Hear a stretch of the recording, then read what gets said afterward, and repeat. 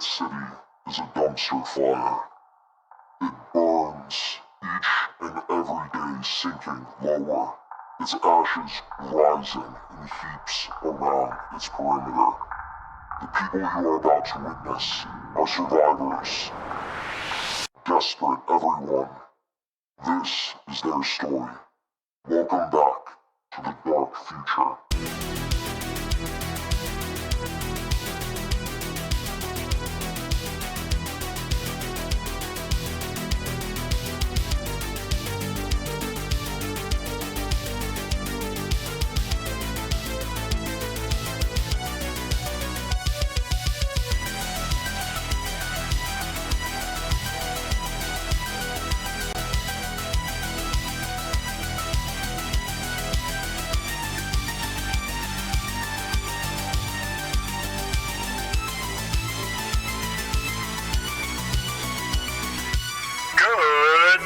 Night City. Today is going to be a scorcher, high of 100 degrees. Unless you live downtown, then expect that to be a solid 10 higher with a side of lead. Neuroport sales have driven Rockland stocks to their highest high yet. Better get in while the getting's good. Soon you'll have to choose between one of these things or rent. Just watch out. Hair has looked extra flammable lately. This has been Night City Hot Flash, bringing you the hottest headlines from the screams.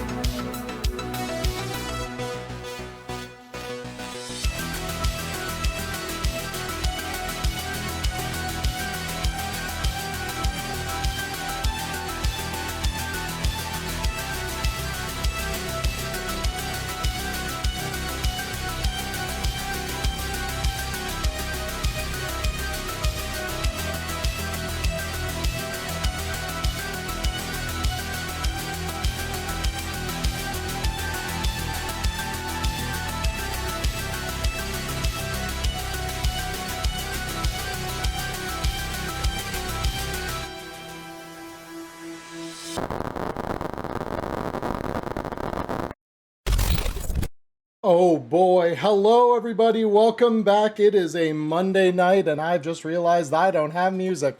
We are here, it is Neon Inferno Monday and I am so excited despite the fact that this was very much something that I had very little time to work on this last week. So if things are scuffed tonight, it would be not honest to this series, I think, if it wasn't scuffed. But it's a little scuffed tonight, you'll know why. Anyway, joining me as always, of course, is our lovely cast. Everyone is here this week. I'm glad it's only week 2, so we're still working towards that achievement of perfect attendance. So joining me, as with we would hope most weeks, we have Robert, we have Nyla, we have Ghost, we have Bill. Everybody, thank you for once again being here, for joining me, and for being part of this lovely little adventure. Hell yeah. As long as you don't murder me. Right on. Murder me. You guys, I'm not going to kill you guys. Your characters, on the other hand. Oh, no, I want my character to be cool. I can't die. Yeah. Scrappy has a car empire to take over. I don't know what you're talking about. You know what they say, get busy living or get busy dying, you know? We're picking the former. We'll see about the latter. so true. So true. But yeah, so we are back, everyone. So before we get started tonight, two things. And this is something that, with any luck, we'll have a little more success at doing this week. And I am going to open this up. This is going to be valid until next Friday. And the reason for that is because that is when Neon Inferno episodes release to the general public. This is me being a fair boy and giving everyone a shot. Last week I tried to do this mid-episode, and I understand people are watching the show, and I appreciate that. And I do not want to distract from it. However, if you guys are not part of my Discord already, I highly recommend doing so, because in just a moment, I'm literally going to be putting this up as I say this to you who are here live. I will be putting up a code card. This is a code to get you Cyberpunk Red on Nexus. This will give you the core rulebook, and from there, you will have access to that through the Demiplane Nexus.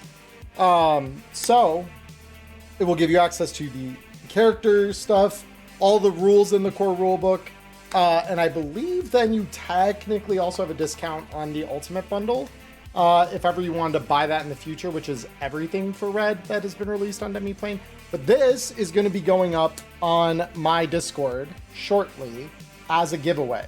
And again, if you're watching this recorded, not live with us tonight, you have until next Friday, which for those of you who need a date associated, that is February 13th. That is, you have until Friday the 13th. If it gets to Friday the 13th, it is too late. Unless you catch it early enough in the day, because it's probably going to be like when Neon Inferno goes live on the 13th for next week's episode. That is when this will no longer be valid. So get your entries in. For those of you who are watching live, as they say in the news media, or at least did, we're doing it live. So real quick, let me just create this giveaway here, and we'll get that set up. So the second thing I wanted to discuss really quick. So hold on, I need 11 days. 11 days with one winner, and there's going to be the Cyberpunk Red core rulebook on Demiplane. All right. Everyone, the giveaway has been created. If you go in and you click the little green check mark that exists in the giveaways channel in my Discord server. Again, if you are not part of this server, I will be posting the link in chat now. If you're watching this on YouTube or on Spotify, that should be down in the description somewhere. I will make sure, at least for this Spotify episode, because we are now on Spotify. That's the second announcement. Neon Inferno is now on Spotify. So if you listen to Spotify because you don't have YouTube Premium, but you do invest in that for Spotify, because who wants ads? Let's be honest. We now have it up on Spotify. All 3 seasons are up on Spotify. So if this is your first episode and you're like, Emmerron, I'm lost, I need to know what the hell the context for all this is. One, for season 3, no, not really. We're like 18 years in the future, so you're kind of okay there. But also, more importantly, if you did want to go back and watch it all from the very beginning, we now have that. It is over on Spotify. I find it just under Neon Inferno. No Afterglow, no Singularity, none of that. Just Neon Inferno, and you will find it. And season 1 is the base. Season 2 is Afterglow. Season 3, what we're currently in, is Singularity. And finally, one last thing. Those of you who are watching this on YouTube, this is how I will pay the bills later. So I apologize. You guys are going to get spammed with it twice live. You guys are not going to get it other than through chat. But if you are looking to buy anything that is Talsorian Games related, from Cyberpunk Red, which you are watching an actual play for right now, or to their older stuff like Cyberpunk 2020, Castle Falkenstein, Mechton, or some of their new IPs that have come out since, such as Shadow Scar, or very soon, as I understand it, Fossilized Violence, you can use code Emmerron at talsorianstore.com to get yourself 10% off. And if you do this, I get a little money in that arrangement that I have with our Talsorian Games. So we both get a little something. You get 10% off, I get a little money back. Everyone gets to win. You guys get to support the show more than you already do, and it won't even cost you anything. As a matter of fact, it will cost you less to engage with your hobby by using my code. So again, that is code Emmerron at checkout. There is also a link which will float through the chat every now and then here. So I've just posted that in chat for those of you on Twitch. The link is also down in the description for both Spotify and YouTube watchers and or listeners. So if you are interested in taking advantage of that, getting yourself a little discount, that is there for you to take advantage of as well. And I would thank you very much for any support that you put either there or here on the Twitch channel. Anyway, with all that said, friends, thank you for your patience while we've gotten through the opening preamble of all this. Let's get our game screen up. All right. So like I said, we're all here. We should probably clarify, because I believe it was Prepper Jack last week who asked, Bill, is Ark a massive rat bioexotic sculpt, or we need the deep lore? In canon, no. But in spirit, I will absolutely allow that to the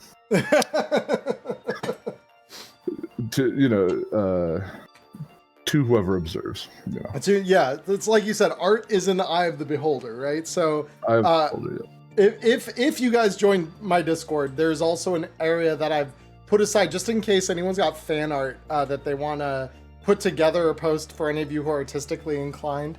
If you do want to post art of Ark, both as a human and a giant rat, both are acceptable.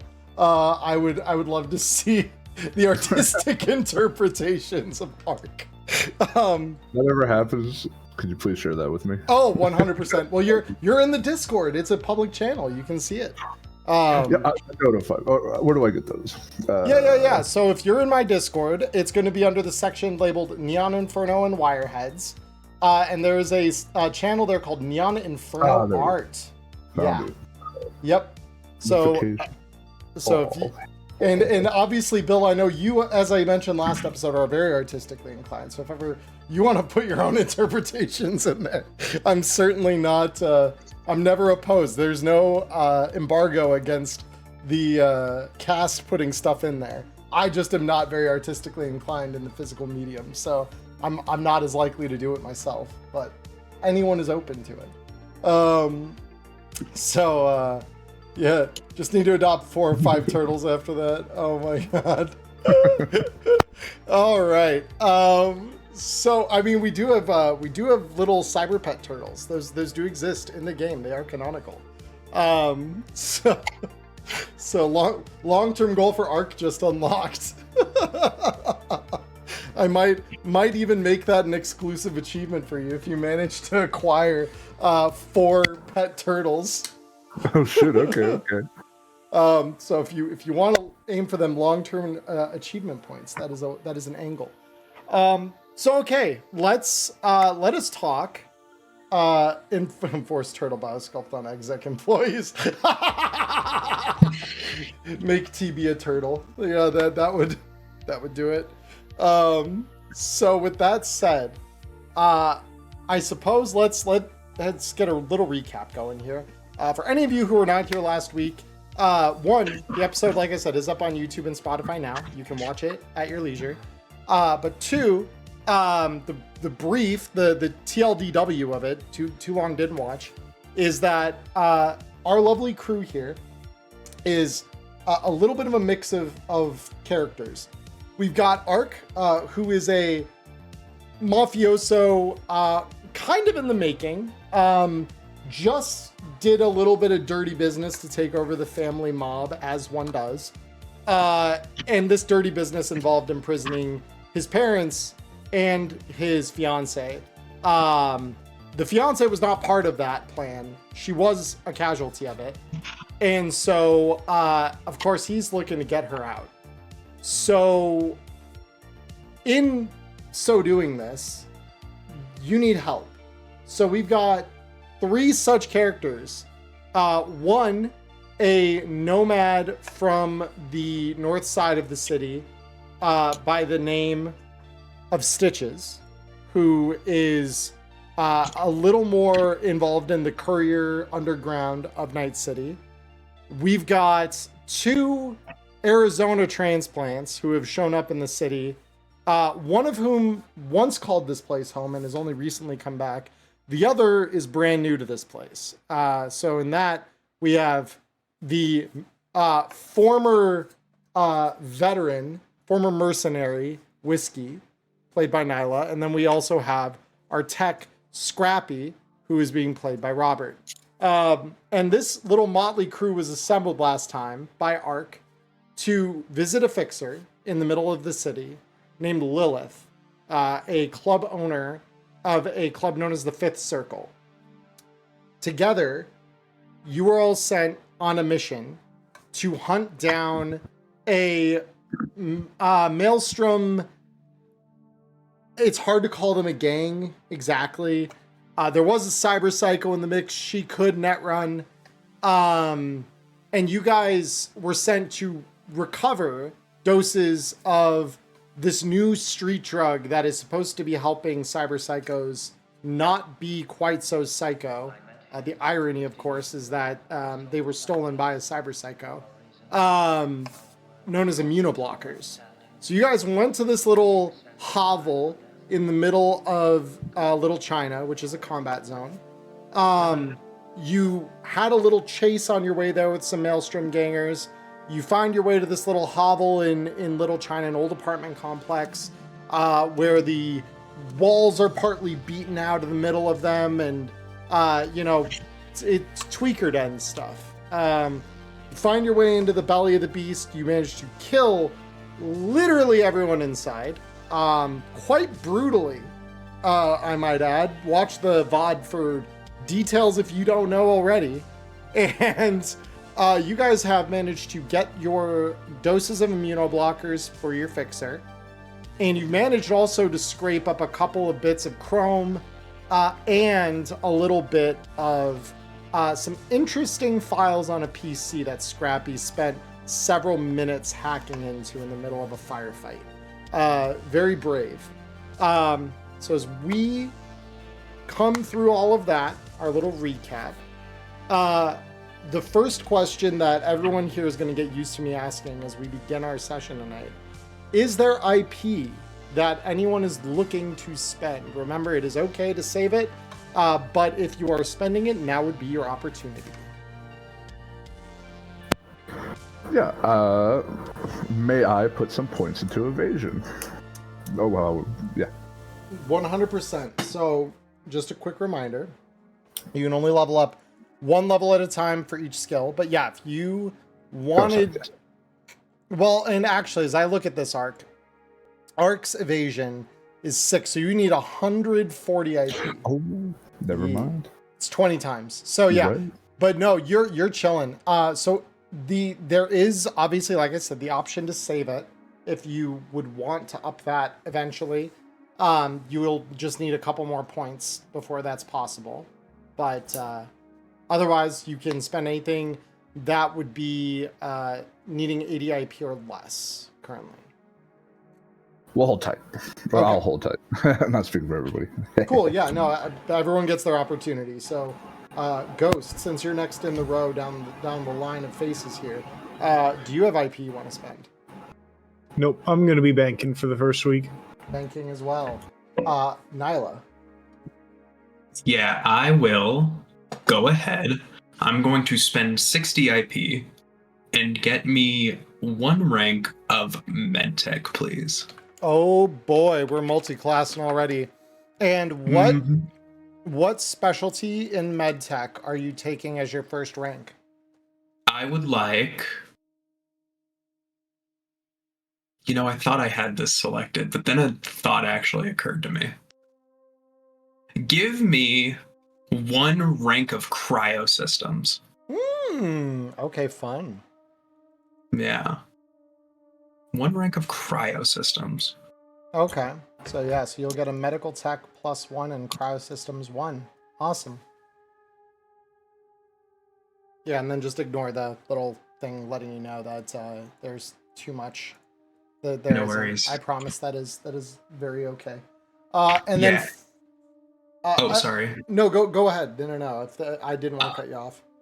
Oh, you're good. I actually will take my last 20 IP, Ooh. and I would like 1 rank of science chemistry, please. Ooh, I see us prepping for the long run. That's fun. Awesome. Yeah. Give me 3 seconds here because I'll just need to make that skill in the system here. I believe actually now there's a compendium for it.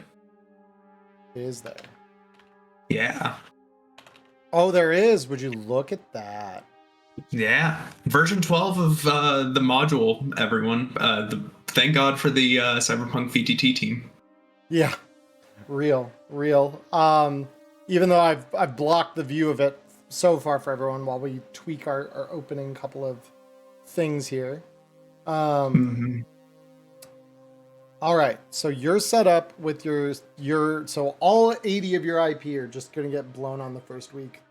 All right, we have a diversion now. This is fun. We have 2 that are saving, 1 that is spending everything. So now, Robert, I need to know which team are you under? Are you on team spend it or on team save it? I'm gonna do like the screaming black cat meme where I'm grabbing onto both sides. Fair, okay. Because yes, Scrappy was infuriated with how long it took her to get into that computer. So she is spending 40 of her IP for electronics and security tech.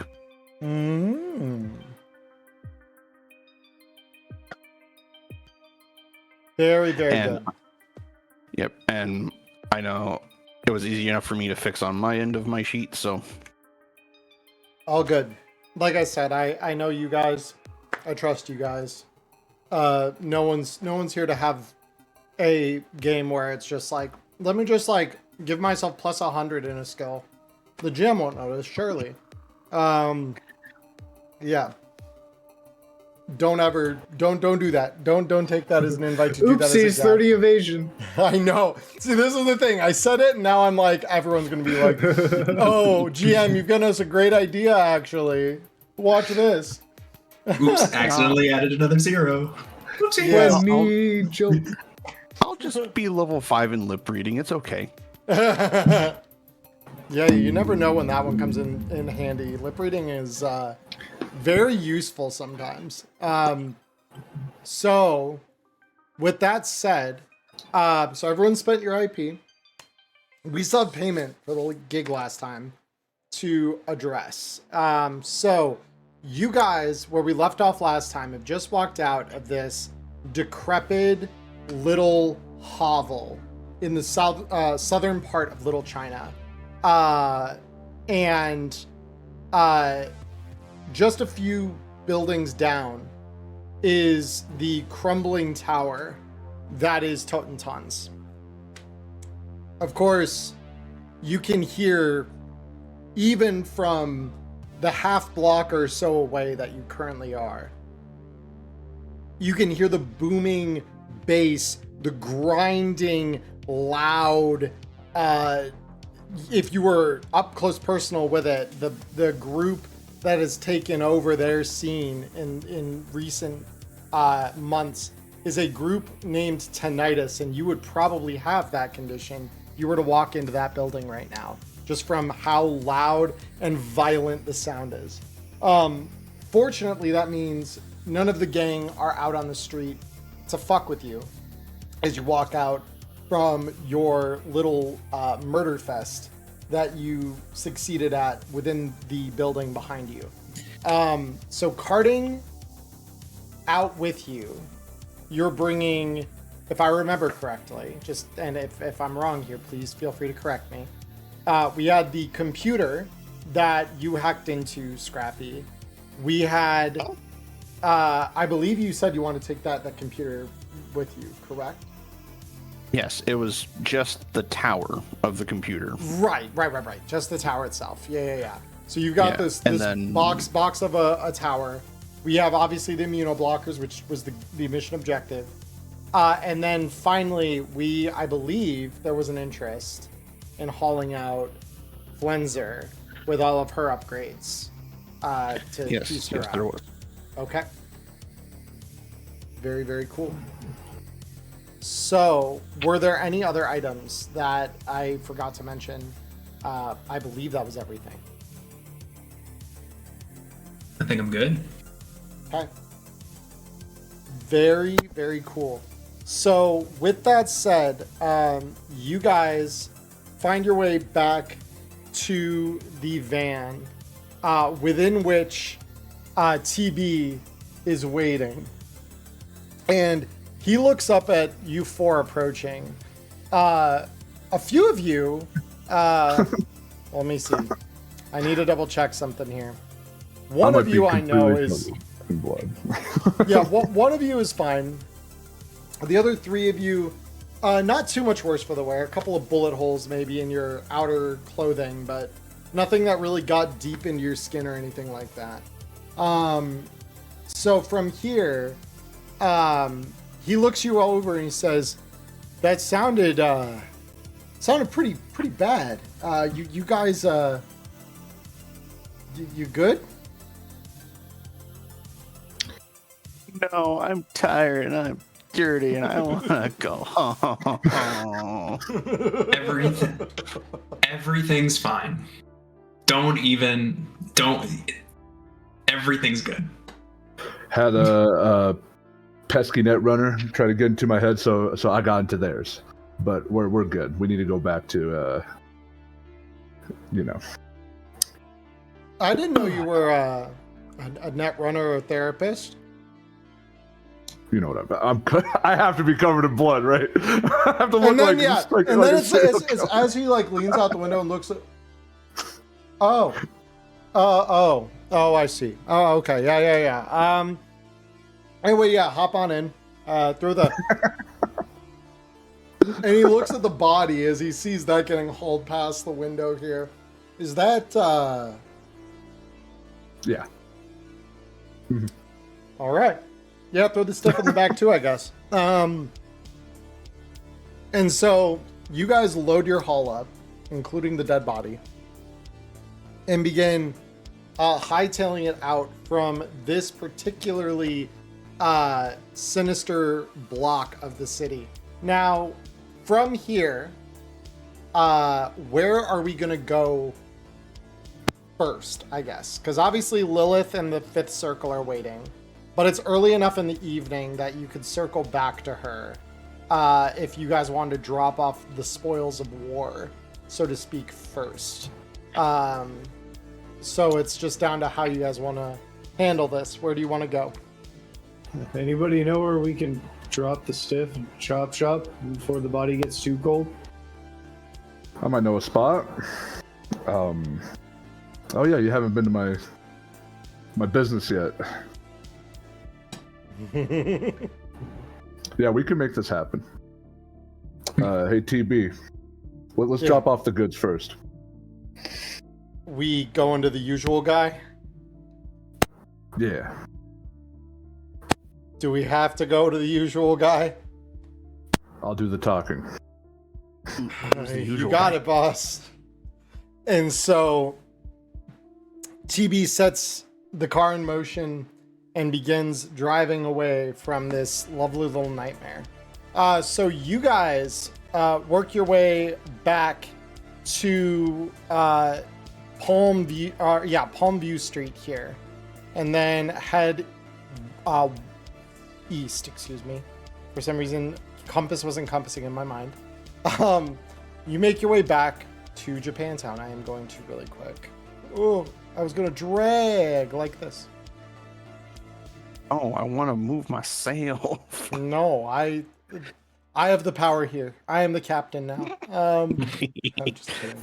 But yes, so let me. I should probably also display the. Let me get the map up for our friends here. Bear with me. Boop, there we go. As the party's driving there, Scrappy is probably pestering Ark and TB.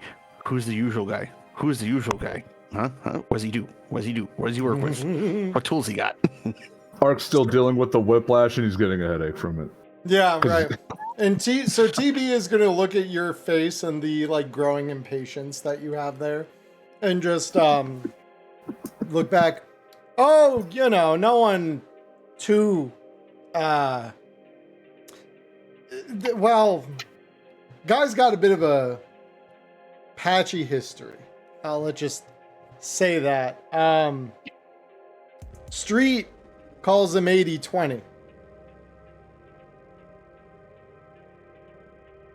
He Ain't that strange? He used to work in an old deli, and if you believe some of the chooms on the street telling stories about the place, you didn't want to buy the fucking meat there. Let's just put it that way. Oh. Like, was it head cheese? I mean, depends who you asked. Usually people who went against the guy didn't live too long to say a whole lot else. Yeah, he's a psycho. He's just so impatient. he's a psycho butcher. But he does a good job. I know he can do the work. We have to work with unsavory people sometimes. Fuck. If he's unsavory as his meat sounds, then I've dealt with worse. Yeah, fortunately, he gave up the Butcher Shop Act a little while ago. When Ark's Pops called him in, and he's worked with us ever since. But, you know, some things don't really change.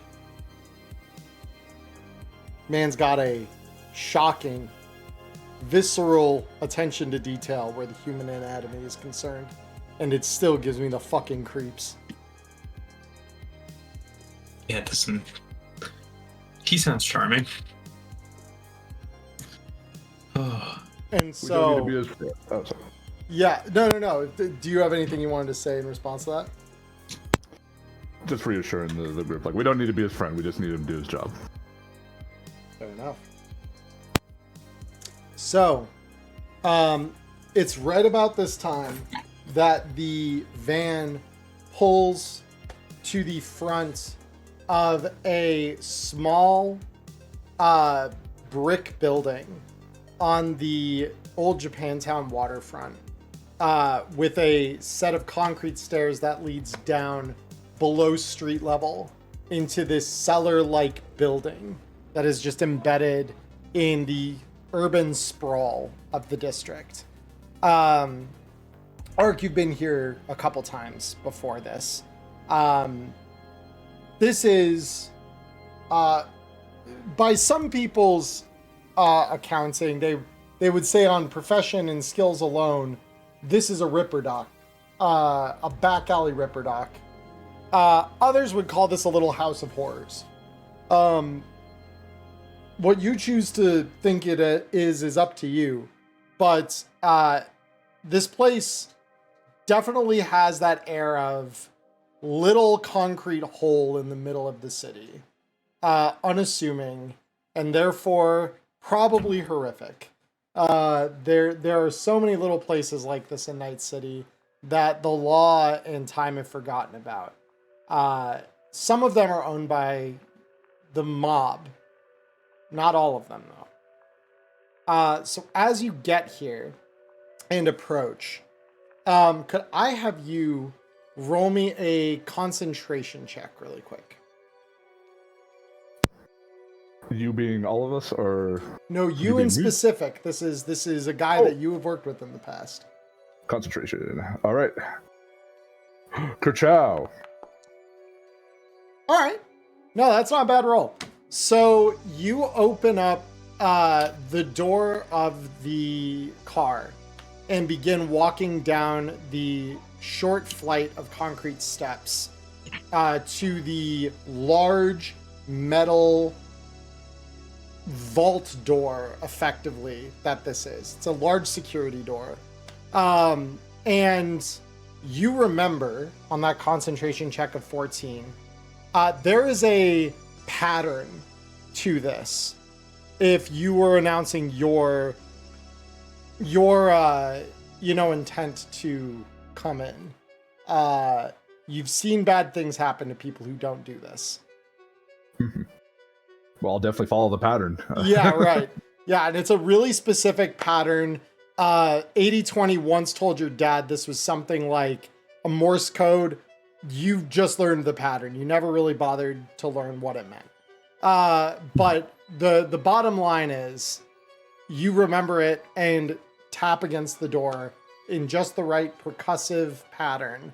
That a short moment later, you hear the of a slot opening at the top of the door and two round eyes and a sweat-covered round face look back at you through the gap. Well, good evening. Good evening. Got some work for you. Wonderful. Bring it down. And with that, you hear the thunk of the slot being shut, and then the rattling of chains and locks up and down one side of the door being released. Obviously, during this time, you know this process takes a minute or two, so you would probably have enough time to get the body before it's open. Yeah. I assume this was what Stitches wanted to do, right? I believe it was Stitch's prerogative, yes. Mm-hmm. Yeah, scavenging the body for parts, because, I mean, she was chromed at the gills, right? I can't remember the... We looked her over, didn't we? You I know did. there was something in specific that I wanted from her. You did, yeah. So she had... I'm going to quickly hide stream just so I can pull her stat block up again. But she had 2 cyber eyes that you could very easily tell were cyber eyes. So she had 2 cyber arms as well. One of which had a pop-up weapon that she tried to use at one point. She has 2 cyber legs, and she has obviously got a neuroport. And then within that neuroport, she has a lot of shit. Like it was very obvious from the side. Oh yeah, it was the neuroport gear that I wanted off of her. Yeah, she had a lot of shit in that neuroport of hers. So as we come to this point where you guys are kind of hauling the body out of the back of the van and taking it down the short flight of concrete steps into the workshop of 8020. The large security door swings open with a rusty creak as it does. And the man inside, you now see, is wearing this long leather smock over what appears to be an old white, well, at one point it was white. Now it's stained with all kinds of questionable spots. But an old white chef's uniform. No headgear or, kind of headpiece to speak of. Instead, just several light tattoos running back. One of which is the human anatomy drawing that a lot of people are going to be familiar with that Da Vinci had, glowing in this bright red across the back of his head as he kind of turns to let you in to this workshop of his. And so as you guys pull the body in, he looks at you all and just says, "So, how fresh is the meat?" I think you're going to be pleasantly surprised. I think I put my fist through her face not 30 minutes ago. All the better. Everything should be nice and preserved. And so with that, he kind of directs with his arm. There's a large metal table with raised edges and a drain at one side, similar to one you would typically find at a morgue. That he has bolted into one side of the workshop here. The Ripper Clinic, if you will. Although nothing about this place screams medical office. It's very much like a morgue. And through a set of flaps, the like kind of opaque plastic flaps that just have the tiniest bit of translucence, you can see what look to be reddish mottled shapes through this plastic, and you probably would rather not know what those are in their totality. But the moment you lay Flenzer's body down, 8020 immediately grabs a set of goggles off of the wall and slides them down over his face as he ponders visually the body laid out on the slab before him. He says, "Oh yes, Quite a lot of interesting things. Quite a lot of interesting things. Most of it fairly old, adapted, modified, but useful. Very useful.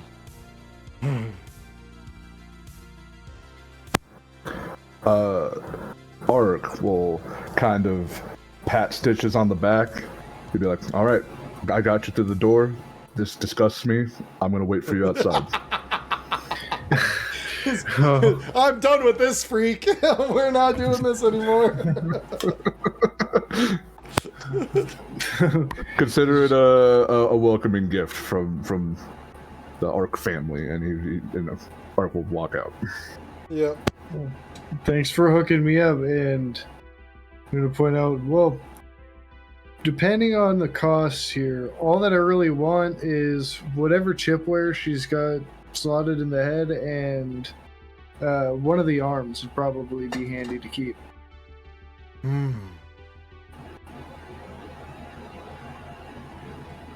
And which cut of chrome are you partial to, the left or the right? Left hand. I like the feeling of my dominant hand to stay me. Better control on the sword. Wonderful, wonderful. So, the scans show on one of the arms, and of course this can all be reconfigured. I'm seeing a blade of some kind embedded in one, and quite a lot of circuitry. I'm guessing some kind of cyberdeck embedded in the other. Pop-up blade sounds nice, but I am curious about all the cyberdeck tech that's in there, so I'd probably want to aim for that one. All right. This little job of mine will take several hours once I've part and parceled the cuts of meat you want. I'll give you a ring. Can I get your contact information? Yeah, of course, and I'll do a little holophone. I'm guessing there's an airdrop function to just kind of send them my deets. Yeah, there's just an easy ping, back and forth for near field communication. That's what quick hacks take advantage of. So with that, you easily can exchange details. And his contact is literally the Da Vinci anatomy tattoo on his head. When it was fresh, with all of the red swelling that entails. Just because this guy is, again, very weird and very creepy. Cool, that means he'll do good work because he's probably really engaged in his hobbies. That's so true. That has to be true. That's such a way to put that. Oh my god, that is such a way to put that. Engaged in his hobbies. Yes, I'm sure he is. You gotta have a personality to match.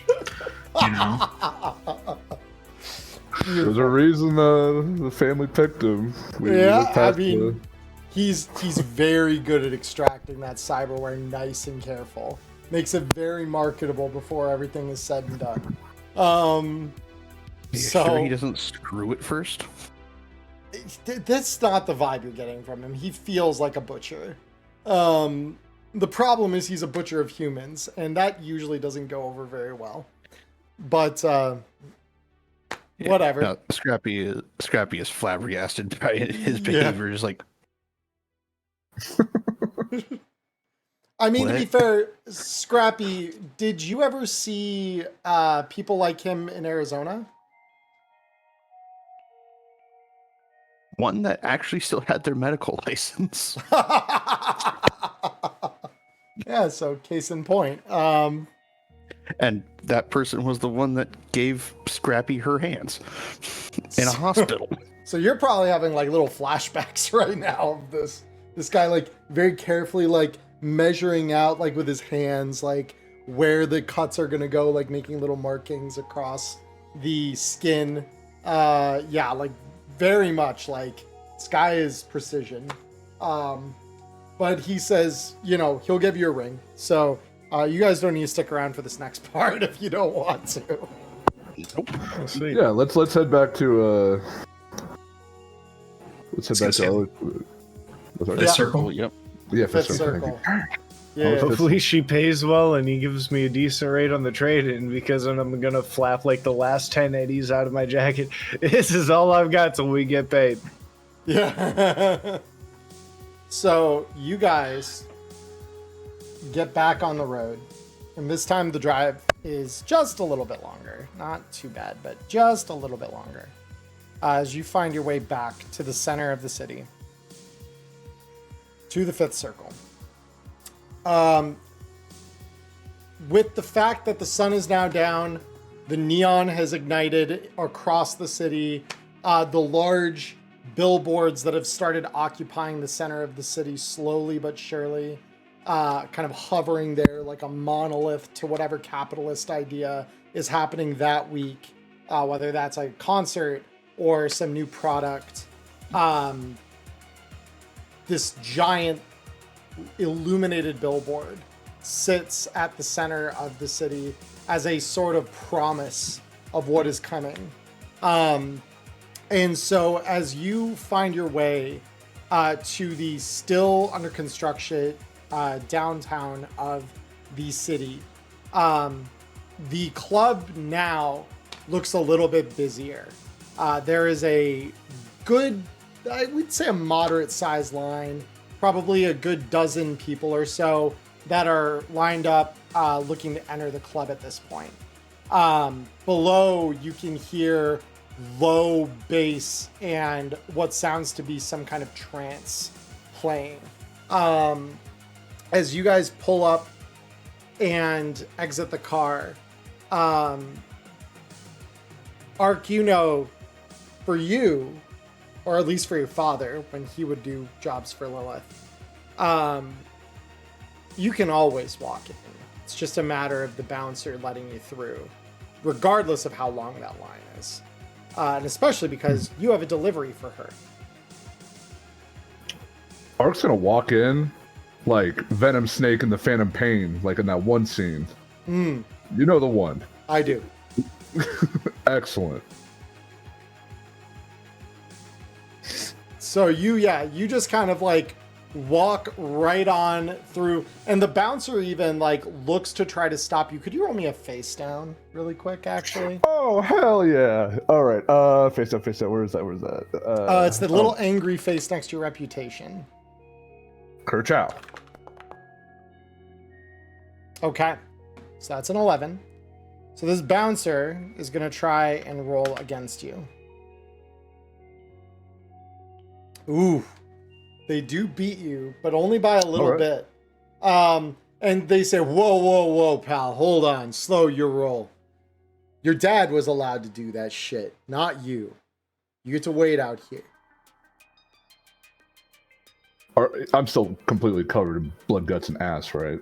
Yeah, you've got, like the blood is more or less drying at this point, but yeah, you've still got it everywhere. I will mad dog him. I won't say a word. I'm just gonna stare right in his eyes. Oh boy. I lost it. well, Mr. Bouncer Man, Lilith is expecting us. We'll see. Yeah, so about unless we have a problem here, let's not keep her waiting. And so the eyes of this bouncer ignite a bright blue, signaling their holophone, embedded holophone, giving a call out to Lilith. And the moment that she picks up, he just says, yeah, I got a bunch of lively ones. One of them's that big guy. Yeah, you know, the one whose dad always... No shit, he was telling the truth? Fuck. Alright. Yeah, one moment. She wants to know if you got her shit. Well, that's why To we're the here to truck. talk to her.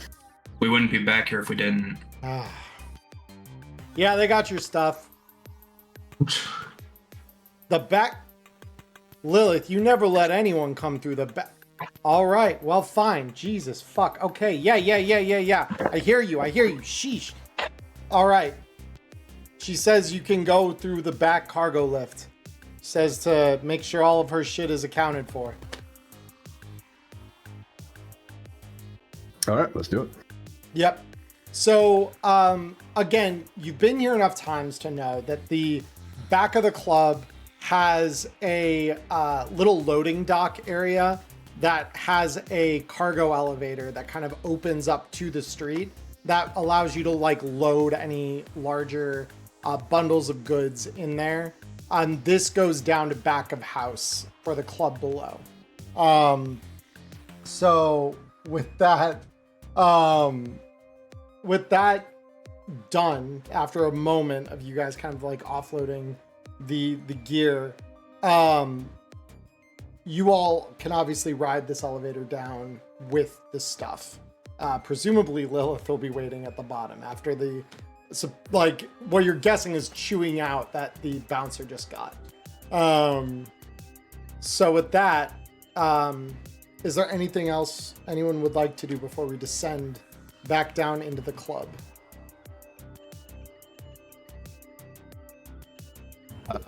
Nah, pretty much chilling. I didn't exactly want to start a fight with the bouncer, so I'm letting that dude slide. Fair enough. Art Mad Dog's him on the way out, but he's just gonna comply. Yeah.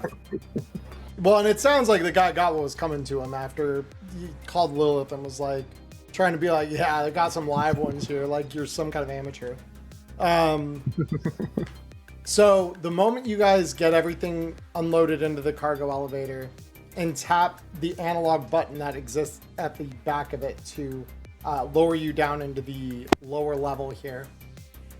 The moment this thing hits the bottom and the rattle of that grate goes up for the cargo elevator at the bottom, on the other side, sure as shit, is Lilith, Stolas, and 2 other bodyguards, each of whom have holstered very prominently up front on their waistband some very heavy pistols. And so Lilith looks at the group of you. She says, every single box accounted for, right?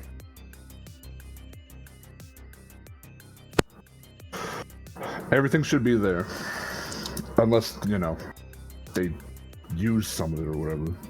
And she nods. She just looks at one of the bodyguards with the pistol holstered in their front. She says, you, check it.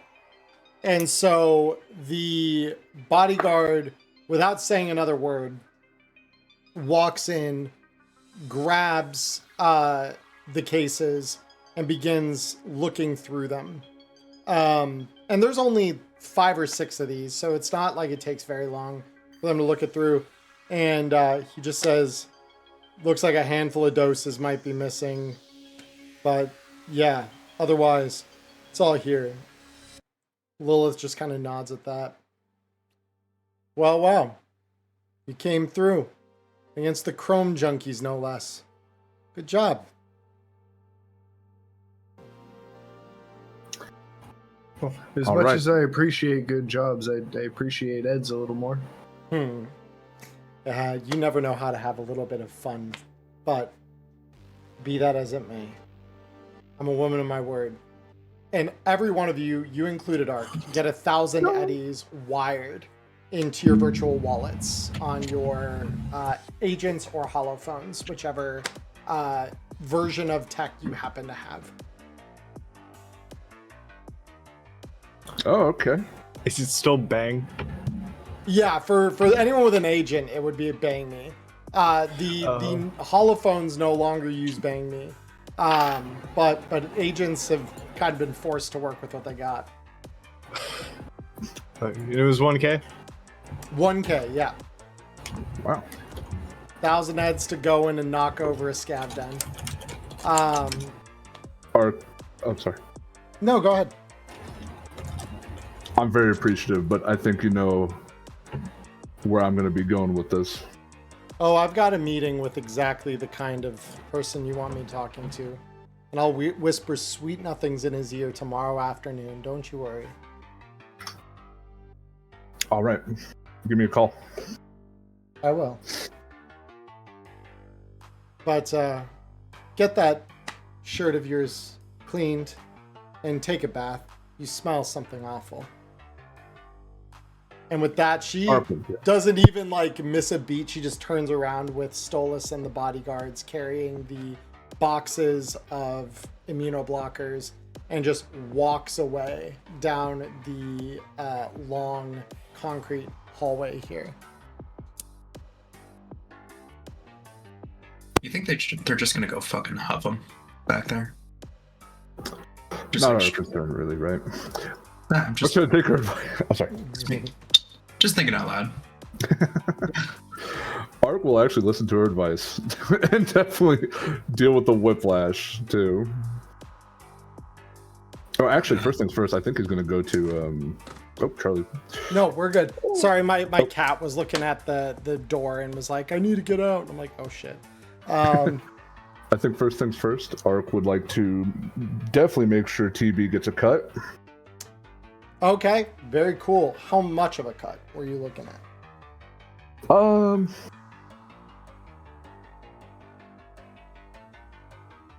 Actually, I had a frame of reference. What is like good? Is 50% way too crazy? Usually 20%, I thought. 20%? Yeah. I believe Let's it's say 25. 20. Can I give him two? Could we do 250? Sure. Let me. Alright. It's really your call. It's your money. So Yeah, we'll let do 250. really quick. Let me grab TB here. Cool. I'm gonna mark that on my sheet right now. Great job.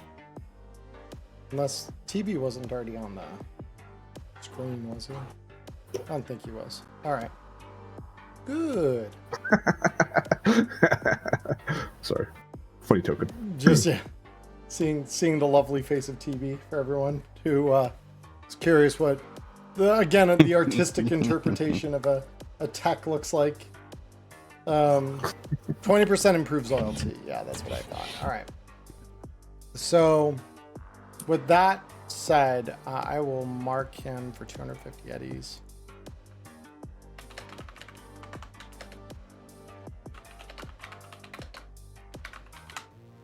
Beautiful. So the moment you transfer the eds to him, he looks at you and just says, "Oh, thanks, boss. Good day." Hopefully it gets better. We'll find out tomorrow. Let's well, my neck's killing me. Can we get my I think I got some whiplash. Yeah. Well, let's get you all. Anyone else need a ripper? Yo, Ark. You mind if we head back to your office? I can take care of that whiplash for you. Oh. You know what? Sure, let's do it. Yeah, besides, I might need to ask you to do me a favor while we're out there. All right. Yeah. You've done me a solid. Let's see if I can do you a solid. And when we get back, I can start fixing the kid as I'm looking, as Scrappy's looking at her phone, flabbergasted at how many numbers there are. You're Oh, sorry. No, I was you're gonna good. say, hey, Stitches. Should run another job sometime. We do good work together. Oh yeah, I'm always looking for more work. You get anything, just call me. You got it, boss. Will do. You did a great job. Yeah. Mark starts walking to that car. Yeah, back to the van. Mhm. So, you guys, all but Stitches, I believe, based on that description, right, are heading back to your office in Old Japantown. Did I understand that right? That's correct. Yes. Yeah, that sounds about right. Actually, before we enter the car, what if I'm just like, you want to just bring that Stitches guy along? If he's Up cool to with them. it. Up to them, yeah. Absolutely. I can already kind of see the scene happening because my plan was just going to be to just kind of Stitches jams around on his hoverboard, listens to shit, and waits for the ping back from the chop shop dock. So it'd be like you guys are all loading back up into the van to take off. I go jamming down the street. You bring up the question, hey, do you guys just want to like give him a ride, see what's up. It was kind of cool. And then just stop right up the street. Yeah. I Sure. like it. Yeah, that's a good scene. Oh, Just like, yeah, more the merrier. fuck it. Fucking monster with that blade, my god. Man is effective. Man is efficient. Bringing a new meaning to sword and board. God, how has that pun never been made at any of my tables where I've seen him run this character before? Oh my god, that's incredible. What's funny is I love Hema shit. How have I not made a sword and board joke? I don't know, dude. That's what I'm saying. It's like it's right there. It just comes to me like a premonition by the Oracle of Delphi. Oh my god. So we're all cruising to Mega Building H8. Cool. Kind of sounds like it. Very cool. All right. So you guys head back to the Mega Building. Ride the fairly cargo elevator shaped elevator in the middle all the way up to one of the upper levels where that office complex of yours is situated. And once you found yourself there, so Stitches, for your benefit, I know you the player would have heard me describe this last time, but you walk in, the front is a fairly sterile white, almost dentist office sort of front area with a small reception desk, and the back, separated from this by a locked door, is opened up by Arc, revealing a just mess of tunnels that kind of are hallways more accurately, but hallways that, lead to different rooms where bins of various drugs have been stored, along with the various other kinds of documents, things like that,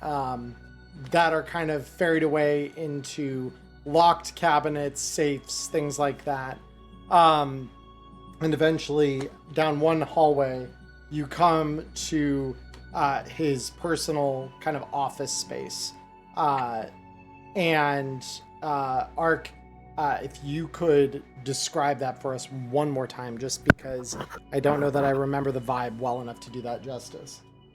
Sure. To my recollection, it's definitely more personalized to Ark's taste, more maybe like red and black accents on with maybe some calligraphy or art of something he would find badass. In the middle would be his desk, maybe a crouton he sleeps on in the corner, something adjacent to that. A crouton or a futon? Futon. Futon. I need to know, because you have not beaten the rat allegations if you're sleeping on a futon in the shape of a crouton. Sleeping on a big cheese. This is a big cheese in the corner. That's a Freudian slip if I've ever heard one. Yeah, my bad. My brain meant crouton. You're good. My apologies. That's so funny. It's just too good. A futon made out of croutons. Rats nesting in croutons, exactly. Amazing. So not beating the rat allegations. Never beating the rat allegations. So with that said, you all find yourself in this slightly warmer, slightly comfier room. Some of that sterility of the rest of this complex is kind of left behind you. So as you all enter here, I know part of what was discussed was that, Whiskey, you were talking about potentially giving him a quick fix to that whiplash. Oh, I was going to do a full 4-hour treatment, because I believe whiplash can be, Oh, thank you. Beyond just, that, what were we having in mind for being? Because that sounded like there was an additional plan. Yeah, I was gonna ask Ark while I'm doing this treatment because I imagine I can honestly just do this while he's, awake. Listen, I've been needing to get my hands on on some gear. Do you think you could pull for me a Militech Sheriff? Might cause a little bit of might be an issue if I am searching for Militech gear. Okay. You've done me a huge favor today, so Yeah. I'll call over TB. Mm-hmm. Yeah, boss. Hey, our friend here who's fixing me up and has done us a lot of kindnesses is looking for some gear. Could you help us out here? Yeah. What we looking for? I'll like nod my head toward whiskey. Militech Sheriff, nice 6-shooter.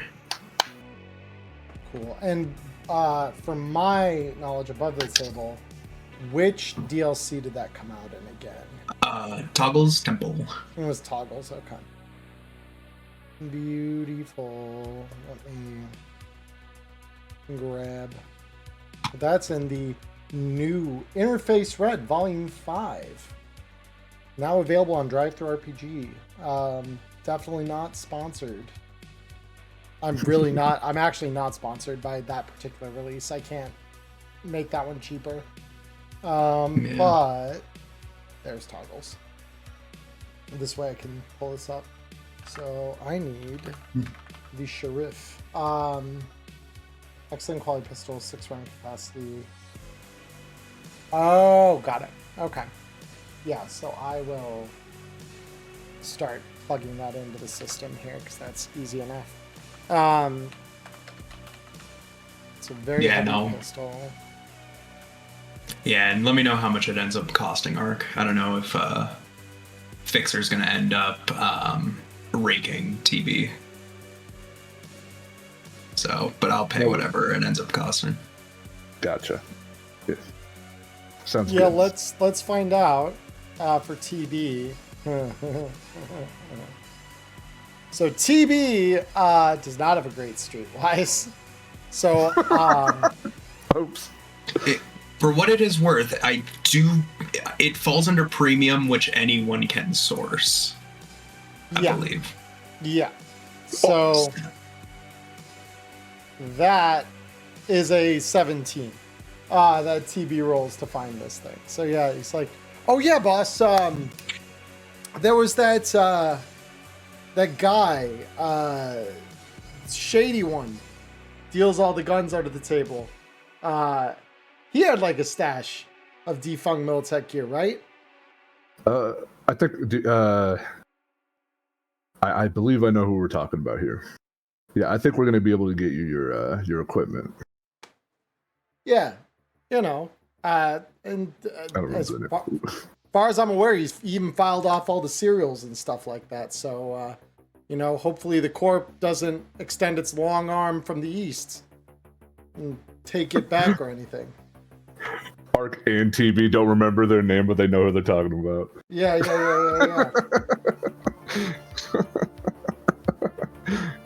Nice. So, TB says, yeah, like, I'll see if I can get you a meeting. But Guy's usually pretty helpful at getting the gear we need, so I'll probably set up a meet for you to get the gear from him. He is a little bit particular, though, about handing the gun off or gear of any kind, really, to whoever's not using it. So, Whiskey, you might need to, show your pretty face.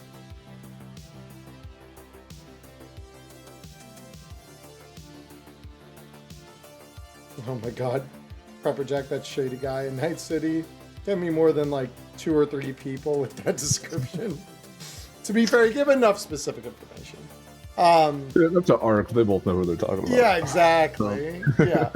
So while we're here at Ark's office for these 4 hours, about 15 minutes in, Scrappy would probably slink off back to the elevator to go and work on the car. It's probably still beat to shit. It's not looking great. Yeah, no, that's got a couple of very deep scratches and more than a few dents where things were hitting it. So yeah, body work is definitely something it needs. You can roll me a land vehicle tech check, Scrappy, along with the field expertise for that if you'd like to. Boop-a-doop-boo. Nice. Ta-da. Easy. You got it. So yeah, you go down for the 4 hours and begin to kind of wrench on the car and work at it. Getting any of the obvious bits and pieces that you can restored. The various parts of the body, bits of the bumper that maybe came loose. The internals, are going to need a little more TLC than you can probably provide in 4 hours, but you can at least get the cosmetic shit worked out. And like 90% of the business that Ark is in is about looks. So that's at least something. So Whiskey, if you could roll me a paramedic check, please. You got it. Yeah, sorry, I just got a call. No, you're chilling. Oh my god. They say I'm him. Holy shit, I feel amazing! Oh my god, he's him! Okay, so I just need to look up Whiplash real quick to just... Not that I have any doubt that, that should clear it. Yeah, paramedic DV13, yeah, you clear that. That's no problem. So yeah, easily magic treating hands. that. Yeah. Yeah, my units crash enough dune buggies to make this a common fix. Once or twice they ran into a boulder that they should have seen coming, but the fucking lace heads wouldn't have seen it if they were, if they actually had eyes to see. Yeah. Should have missed it, but they landed square in the middle of it. Yeah. So with that, you work for 4 hours. Yeah, working very carefully, using just a couple of really base level kind of anti-swelling kind of meds, and then a little bit of very precise chiropractics to get the part of his neck realigned and unfucked in all the ways that matter. So from here, Stitches, as this is happening, is there anything that you kind of want to do in the space that's here, or because you guys are all just kind of hanging around in his office, so is there anything in particular you were looking to get done during this 4 hour span? No, I'm just waiting on the ping back from the doc once he finally gets his chop shop bullshit done. I'm probably sitting in a corner fucking playing with Jerry. Mm-hmm. There ain't really much else to do for me here, and anything that I would do would probably be stealing, which would not. This is not the place to do it. So This is not the place. This is the Professor Oak measures. Professor Oak's words come back. There's a place and a time for that. So with that, you sit there kind of just waiting on the that call is coming. It's just about the time that 4 hours is up that you do get that call, because it's been about that long. And so on the other side of the holophone, you hear, "All right, your pieces of chrome are beautiful, polished, ready for installation now, even if you would be so inclined." Well, the price is right. What's the finder's fee, and what kind of trade-in am I getting back for just leaving you the bits that I'm not going to be taking? Good. Well, I'm sure between myself and Ark, we'll have plenty of buyers lining up for some of this. It's really quite remarkable how well preserved some of these old pieces are. And old tech's price probably going to be going up since, this old, they ain't making new shit for it. Precisely. Anyway, I'll see you back at the shop. Yup. And then Yep, I'll hang up on that and I'll walk out and let everybody know, hey guys, I got a Delta out of here. Doc's ready with my shit, and I doubt you guys want to pay another visit to that weirdo. Fucking creepy, you. Hopefully it doesn't cost you an arm and a leg. Wink. Yeah, well, hopefully I'll be getting an arm out of this, but we'll see if I wake up. I don't really trust going under in his place, but hey, what can you do? It's a cheap ripper. I mean, if you go missing, at least we'll know where. That's reassuring. Oh yeah, absolutely. That's reassuring. Do you Oh, think man. he makes sandwiches? What? What? Do you think he makes sandwiches? Because that's probably the easiest way we could find him. Yeah. That's fucked up. If he comes out with a new batch of sandwiches for his deli shit, I got clipped. I like to think that whiskey definitely has that kind of momentary, like, oh my god, that's horrible. How could you say that? But then there's also the like, okay, but like, not wrong. Oh. The new arm and a leg, Hoagie, says my brother in chat. Jesus. Oh, it's so good you pay that much for it. Oh my god. Oh, holy shit. That's You crazy. tried a spare rib. Have you tried a spare arm? Dude, That's fucking holy shit. That's rancid. the memes are so real. Oh man. It was funny. I was like, very brief tangent. When I was uploading everything to Spotify, I came through the old Neon Inferno descriptions and stuff, and there was one that I that I had labeled. I think it was like one of the ones near the end of season 1, where it's warning the memes are real in this one. And I'm like, why would I have done that? And then I remember I get sessions like this where the memes are very real, and I need to warn the Jesus. audience, like, this is where we are going to tangent just a little bit. Oh my god. Now I'm reminded of the SCOP discussions. And anyway, we can move on. The scop to oh gosh. Yeah, and Jake again. Is the sauce good? Gotta have good sauce. Oh, I feel man, he this- uses so many onions, but it's still a good sauce. It's so a good sauce. Dark future Arby's Ripper Doc. Oh god. Oh, I Arby's- bet they're horsey sauce. Jeez, I'm gonna have such a hard time ignoring chat. They're so good right now. Oh. Anyway. So you guys part ways. So Stitches, you head over to 8020's little workshop, which is not terribly far from here. It's just a few short miles, and on your board, those go pretty quick. So with that out of the way and behind you, when you show up, roll me a concentration check. Yours is going to be slightly higher because you only heard Ark do this once, but there was a pattern. And of course, 8020 did not deign to let you know what that pattern was. Okay, so that is not going to be enough. So you go up and you kind of do your best impression.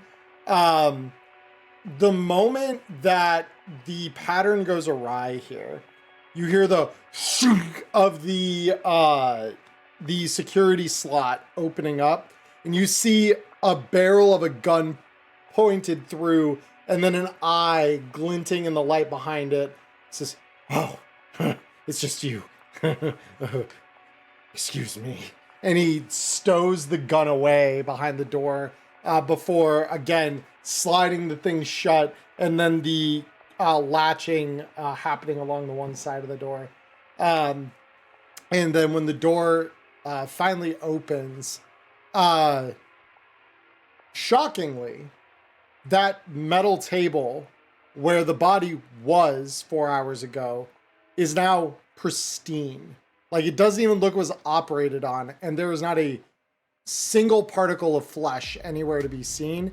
Instead, scattered there, almost like this was a table at a night market, are the various articles of chrome that he managed to pull out of Flenser. Laid out almost as if he was doing his own like anatomical drawing with it, with each of the legs laid out in their respective places, the arms laid in theirs. It's literally like the only thing that's missing is the central torso that all of this connects to. Even the neural wear is laid out where the head would be if there was a body laying down. Very meticulous, almost to the degree of being like OCD. Nice. No, I actually love that. I can see why Dark recommended you. You do good work. It's a talent that is in rare supply these days in the city. And it is greatly appreciated, I'm going to say, as I pick up and... Because I can't remember the specific bits, but I know a lot of the important bits were in her neural wear kit because I'm trying to siphon off anything Netrunner worthy. Yeah, so she has two cyberdecks actually. And that is incredibly important because above the table, per the 2070s rules, you can have a separate cyberdeck available just so that if someone were to try and quick hack you, you can ice them with the ice off of your main deck that's in your arm. So Flenser. Oh, so you have like an internal deck that you keep plugged into your internal network in case somebody breaks into your shit, and then you have your attack deck, which you like go out and actively and quick use. hack with. Yeah. That's cool. Yeah. It's the new net running rules are really cool, and this is why I wanted to play with them for so long, because I'm like, oh my god, this is so cool. There's so many layers to this that like I feel like are just criminally underexplored. So there are a couple of relevant bits here in the assemblage of parts on the table here. Firstly, within her neural wear, there are 2 self ices, a reflex coprocessor, and her neuroport cyberdeck, which is a blank slate. She has nothing installed on it in terms of hardware. It is just a standard cyberdeck in a neuroport. Then in her arm, so she had one with a pop-up heavy melee weapon. I believe it was it's a heavy melee weapon. In the other, she had a hardwired, excellent quality cyberdeck with a total of 10 slots, since one of them is granted by the installation of the cyberarm, with a lot of different defenses mostly. So this one didn't actually have any black ice in it. This one, it looks like, was more for like actually infiltrating networks. So she has 5 installations of shield, 4 installations of Speedy Gonzalez, and an insulated wiring. All I think of is fucking Payday 2 armor gating. Why? Who runs 5 shields? That is the most troll build I've ever thought about going up against. Well, it's literally, each one eats 1 attack, and so you just shield with a net action each turn while you're fighting something. So yeah, I guess that would be what I aim for. The 2 self-ice, the neuroport cyberdeck, and then the arm with the cyberdeck in it. Because I'm guessing that arm that has a cyberdeck, it'll still have the slots in it. I can put a grapple hand on it, right? It has 1 remaining option slot. Yeah, so as long as the grapple hand, I think it only uses 1 slot. So yeah, you should be able to do that. Okay, cool. As long as that option for upgrade is available later in the future, that will be the goal. Beautiful. So the good news is you salvaged this shit, so you just need to pay for the installation. The slightly less ideal situation here is it's probably going to eat all of the eddies you just made. So let me real quick. So it's a question of how much of the salvage does he get to keep, because how much of that is actually going to get kicked back, you know? Well, exactly, and that there's an argument to be made for that, which is where I will be a fair judge of this, but I will be looking at this briefly here, just to make sure that we are doing this correctly. So let me see if it's under the trauma team section, because I just need to remember. Because I believe it's for hospital grade cyberware. Yes. So for hospital grade cyberware, normally costs 1,000, and if I remember right, I believe that arms fall under hospital. Just double checking. Yes, an arm is hospital level. So the arm, with all of its bits and bobs in it, can be moved over into your, your body. But the transplant cost is going to be 1,000 eds. To be quite fair, the arm is easily worth that amount in just what's in it. So, like, not the worst deal you're getting there. The self-ices each cost 500 eds normally.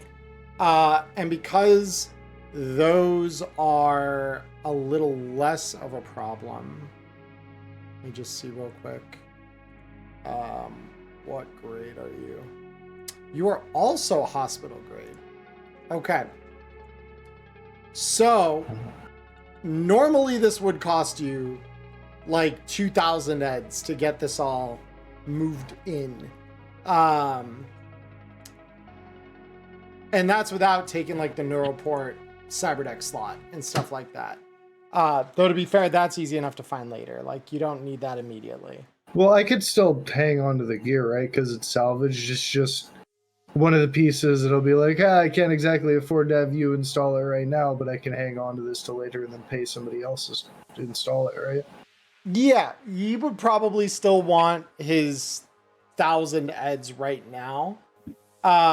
Just because he did have to take it apart, and so if you're taking it off his hands, it's something he can't sell. But he does still have the legs. The legs, I should mention, do have talon feet in them. Or hold on, I always get these mixed up. It's not talon feet, it's grip feet, I believe, but I'll double check. Let me double check that. Yeah, because you still got the reflex grip feet. Yeah.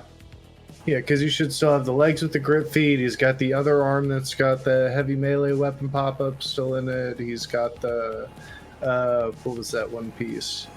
There was another piece in the head, the reflex coprocessor. That was another piece that I didn't need. Yeah, so the reflex coprocessor he's got 2 installations of self-ice. So are you looking to take both of them? No, I could just take the one. That'll save me a bunch of eds, plus it gives him something to sell, so it gives me a bunch more of the kickback. God, I need to make some eds. Yeah. I need to roll over a few rich people's places. Eddies are just a job away. Yeah, right.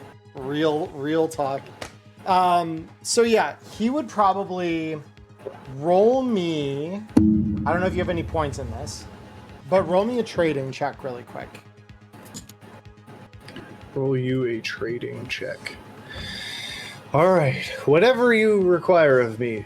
If I crit, none of it matters. Yeah, So amen. come on, Amen. crit. Oh, so close. A 9 is pretty solid, though. I will admit that. Sadly, he does roll slightly higher, but that is still pretty reasonable. So with the check made, you kind of sit down and say, okay, well, I need the arm. I need at least one of the self-ice. And then probably the Neuroport cyberdeck. or the neuroport slot at least. The deck you can always pick up later, because even the cheapest neuroport decks can do quick hacking, which you're guessing is probably why her neuroport deck didn't actually have any installed programs or anything in it. But that's up to you. So when you start grabbing at pieces here, what exactly are you offering as far as beyond the 1,000 eddies? Like, how are you rationalizing your ability to just take as much of this as you are taking? Well, I've already seen that he does good work. I know that I can bring him more stuff to chop up, and some of it I might not even want pieces out of it. Might be mainly profit for you, just a little bit of cutting and scraping, you know? Yeah, it's fair enough. It's a business relationship. Plus, I'm bringing him pieces to sell.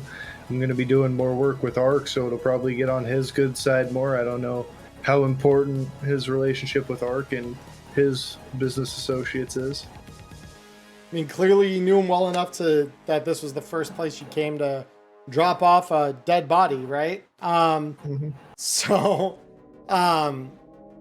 you pick one of the self ices. So the full list, just so that I'm clear on this, is one of the self ices, one of the cyber arms, the one with the deck in it specifically, and the neuroport cyber deck port. Yeah, like the attachment, because I don't necessarily need the deck, and I imagine that's just an unnecessary expense, especially since she didn't have any programs or anything in it, so I can just get something that I want later, fill it all out, and then wire it up. Right. But that port is important. Yeah. The port itself is really important. And so he looks at the amount you're taking, and he looks at the amount you're leaving behind. He says, "That seems relatively fair. Is it my work you'll be needing?" More than likely. Good. It's not like I can just bring these to any clinic off the street. They probably won't be as excited, I think is the right word, to see what the spoils are. Very true. Like I said, dying art. Well, yeah, take a seat. I have a chair prepared over here. And he leads you into this, like, it's kind of partitioned off almost like a cubicle would be, in kind of with a set of, they're lower than the ceiling, but not by much, but like temporary walls, inside of which is that kind of cold, almost kind of bluish green bulb staring down over a what looks to be like a dentist's chair that you would recognize as like a Ripper chair. You've been in more than one of these probably in your time to get your cyborg tuned when you got your neuroport. Yeah, this whole thing is just saturated with, this guy might grind you up for meat, but his services are here. And he's just asking you for the 1,000 in your pocket. Fuck it, back down to 10 heads. Back down to 10 heads. I'll just rob more people. It's fine. Easy. just need to get a little more aggressive about my earnings. Easy come, easy go. Yeah. So, once you've arranged the payment to him, he sedates you and you go unconscious. So with that said, Ghost, let me go ahead real quick and see if I can't hand you. Can I just hand you this to your sheet without it breaking everything? Are you trying to just throw me the arm with all the stuff in it and hope it doesn't break? Correct. Hold on. Let me see. Can I uninstall it? If I uninstall that, does that come with the... That does! Oh, that's so nice. Okay. Foundry team, I will sing of your praises forevermore. So I've just put it into your inventory with everything still installed in it. So I literally had to take nothing out of it. And then he will also install once. So you are installing the Cyberarm, the Self-Ice, and the Cyberdeck port. Yep, the Neuro Cyberdeck port or whatever. Yeah, Neuroport Cyberdeck port. All right. Yup. Very cool. All right. So we'll I start with. have sent it your way. You can feel free to start installing that shit whenever. Yeah, we'll go bottom up because I'm guessing the Cyberarm with all the shit will probably be the biggest hit. So, Neuroport first. That's a good roll. Easy minimums. We love them. Self-Ice. Now the Neuroport. That's not as good, but that's fine. 6 out of 7 so far, so not terrible. Yeah. Hey, Okay. that's fine. I still had padding. So that's we're just a tad bit of oh my. This is why you don't go to the discount ripper, kids. This is very much why you don't go to the discount ripper, kids. So with that said, so that's cyber, yeah, and the Cyberdeck hardwired. Yep. So, with that said, you install this arm in. We'll come back to you in just a moment, though. So the rest of you, as the night draws to a close, Scrappy, you finish soldering together what you can on the car. Getting that thing back in working order, taking out the dents, lifting the scratches. Like I said, maybe welding the bumper back on where you couldn't get it to fasten quite as nicely as it once may have done. And then obviously Ark and Whiskey, the two of you, kind of being together for a moment there while Whiskey fixed your neck, Ark. So as the night comes to a close, where do we find all of you? So did TP have luck in what I asked of Ark? So TB did have luck. He did say so, and this maybe is where you went AFK at the exact first time. He did say to you that the guy's a little weird about giving the gun over to just anybody. And he would want you to be there if you're the one. Oh, okay. I think after I'm done with Ark, then I'm gonna ask. And when TB asks that or tells me that, I'm gonna be like, "All right, do you mind just taking me there so I can handle biz?" When the day comes, sure. Guy's kind of an early riser, so he's probably asleep by now, but we can go either first thing tomorrow or it's your call. Above table. Yeah.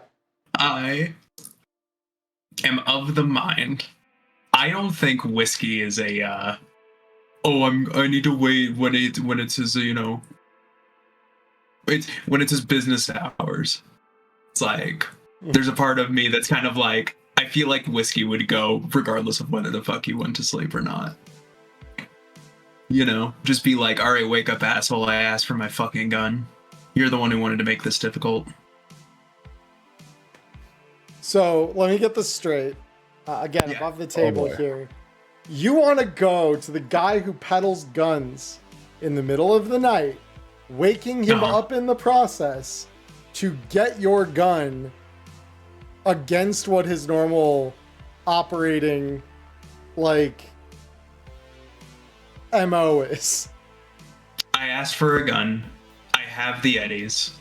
He's the one starting problems.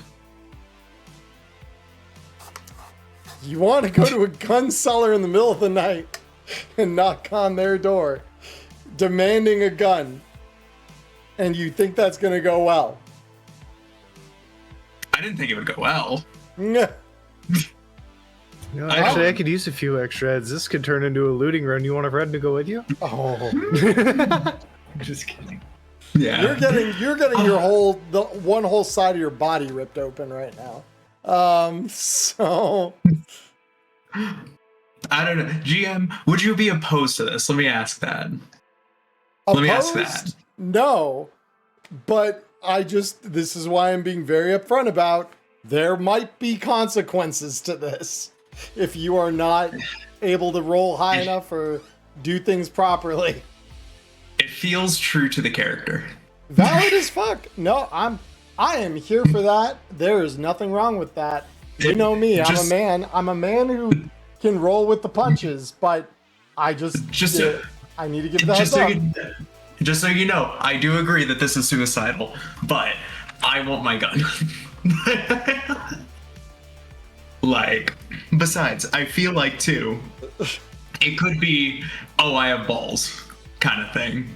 For a 200 Eddie gun. We're doing this for a 200 Eddie gun. Oh my god, incredible. Okay, well, far be it from me to deny the audience entertainment. Was Arc all good neck and hit points wise, or just neck? Just the neck. So hit point recovery in this game takes either being treated with pharmaceuticals, which is something that Whiskey cannot yet do, or literally after being stabilized, which Whiskey would be doing as part of this, waiting a number of days equal to your body, basically however many days you need for your body to fully refill your hit points. So for you, that'd be like 2 days, because you get your body and hit points every day that you're resting and doing nothing strenuous. Okay. Yeah. Oh, I appreciate that. Thank you. Yep. So with that said, Whiskey, you would have fixed him, but so you're like, no TB, I want to go now. Yeah, he doesn't get his beauty sleep.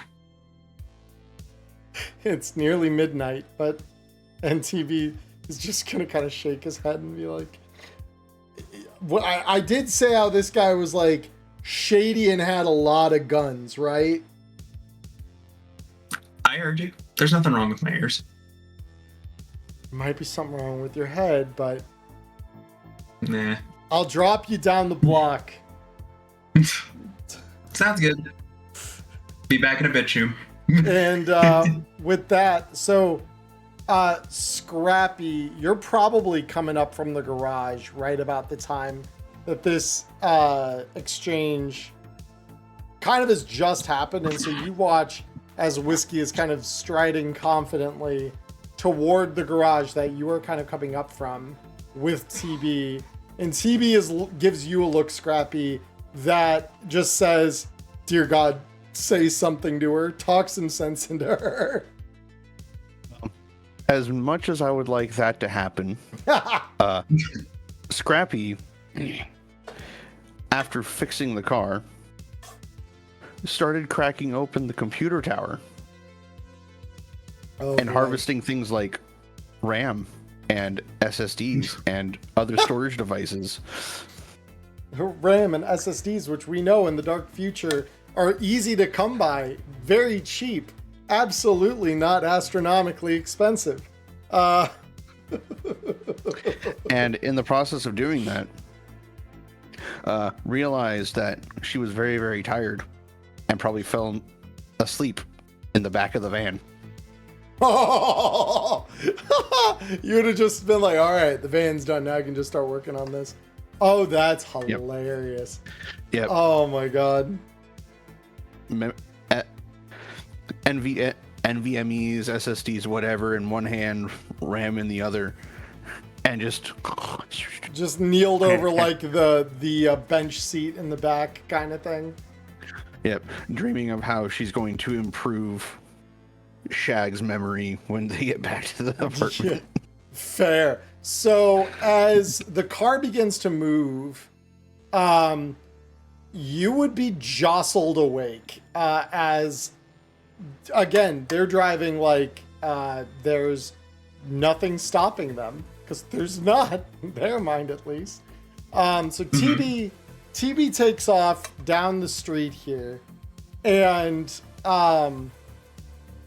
it's right about this point that as he makes a particularly steep turn, Scrappy, you would be kind of jostled awake as you kind of slide a short distance across the back of the car. What the? What? What? Do I hear this? Where am I going? Oh, okay. Oh, Scrappy, perfect timing. Hey, you got that medium pistol on you? Where are you taking me? Can you answer my question first? No. We're going to go get my gun. Can I borrow your gun? It's a little bit less conspicuous than mine. What? Gun? And who's the driver? TB, what are you doing? Your little pea shooter. Well, you see, your chum here has some kind of death wish or something, and says she wants her gun now from a guy that happens to have an old Militech pea shooter for sale. I think he has a death wish for saying that I need to show up myself rather when I'm good for the eds. Well, I mean, to be fair, the last time you showed up on a gun dealer's doorstep, they did almost shoot you with a shotgun. Almost. They didn't hit me. Because they missed.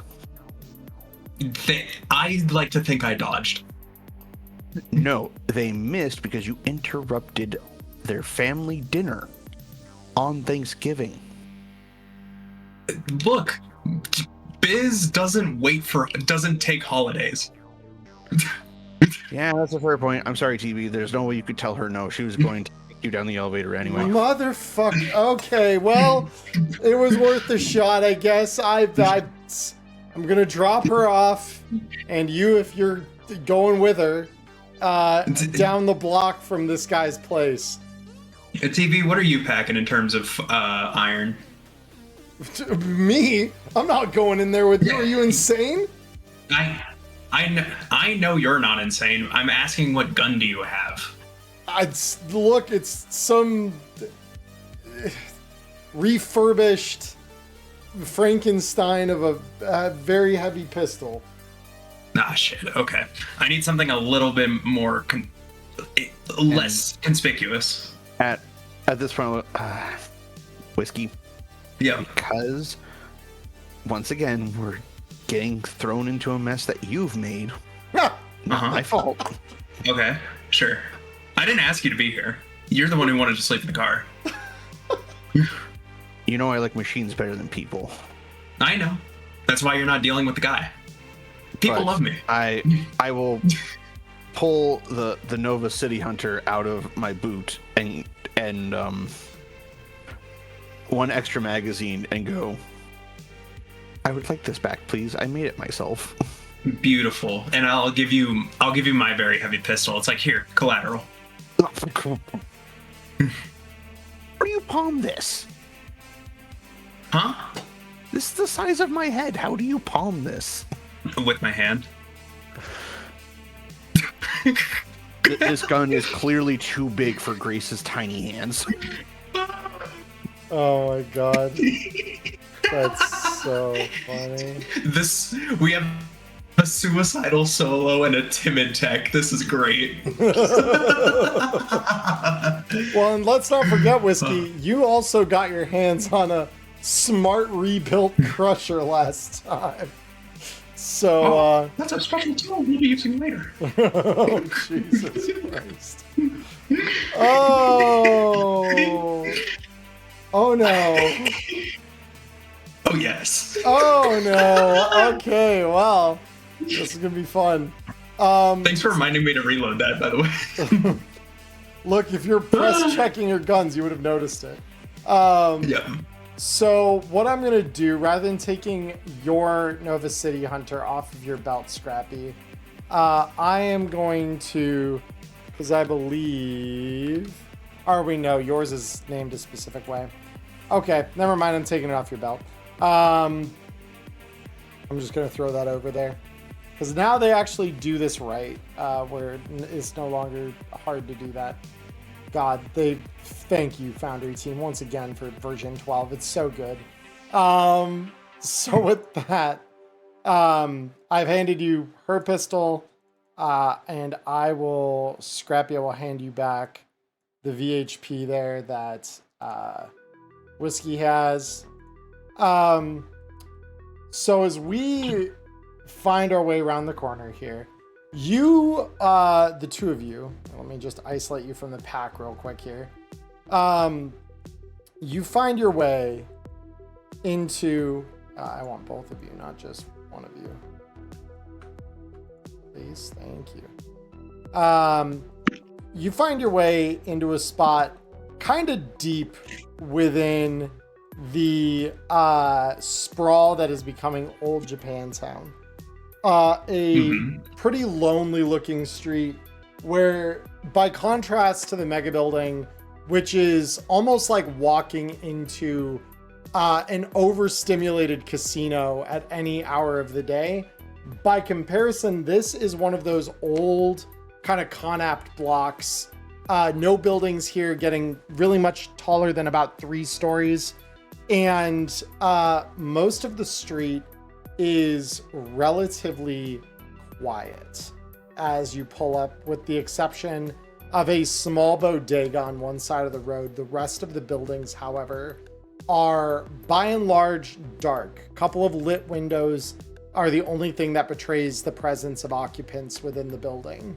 And so the moment you get here, TB looks at you and he says, "This is your last chance to do the sane fucking thing and not walk in there asking a gun dealer to meet with you off hours."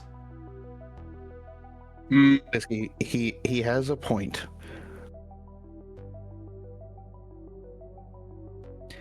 We can easily do this in the morning. I'm thinking about it. No, I'm doing it. I know your answer is going to be no, and you're going to get out of this car, but at least I tried. Yeah. I just want to talk to him. Yeah, just what? I just want to talk to him. Just want to talk to him. A load shotgun with menacing intent. Just want to talk to him. And Scrappy opens up her agent that's on airplane mode, as she always has it on there, and is scrolling down. All right, what excuse can I make up this time? All right, I'll see you chimps in a bit. Are you gonna go with her, Scrappy, or no? Yep, someone's got to make up the excuse. Oh boy, this is gonna be fun. All right. So the two of you exit the car, and TB says, "You're looking for a guy, ground floor, that apartment building right up there." And you see a flickering neon sign that marks this as being what was once known as the Ashway Apartments. Someone took the WAY off of this sign and spray painted a C next to it that you can see kind of flickering in the neon as it comes to life intermittently. So this is the Crash Apartments as of now. So, and you can already see, like, kind of around the bottom of this apartment building, there's a handful of little barrel fires, a couple of homeless guys hanging out nearby, trying to stay warm. And they kind of glance over at the two of you wandering into this apartment, and then resume their warming of the hands over the fire. All right. And right here, is there anything more you want to do before we enter the building? Oh, I was gonna ask, as we're walking up, like, would this be an appropriate place for a tactics roll? To see what would it be best to, since Scrappy's coming along with me, would it be better to have Scrappy try to pick the lock and honestly just get this dude, like, stick this dude up, like, just enter his bedroom and just stick him up before he has a chance to grab a gun? This is not part of my excuses here, Whiskey. But it is a good plan. You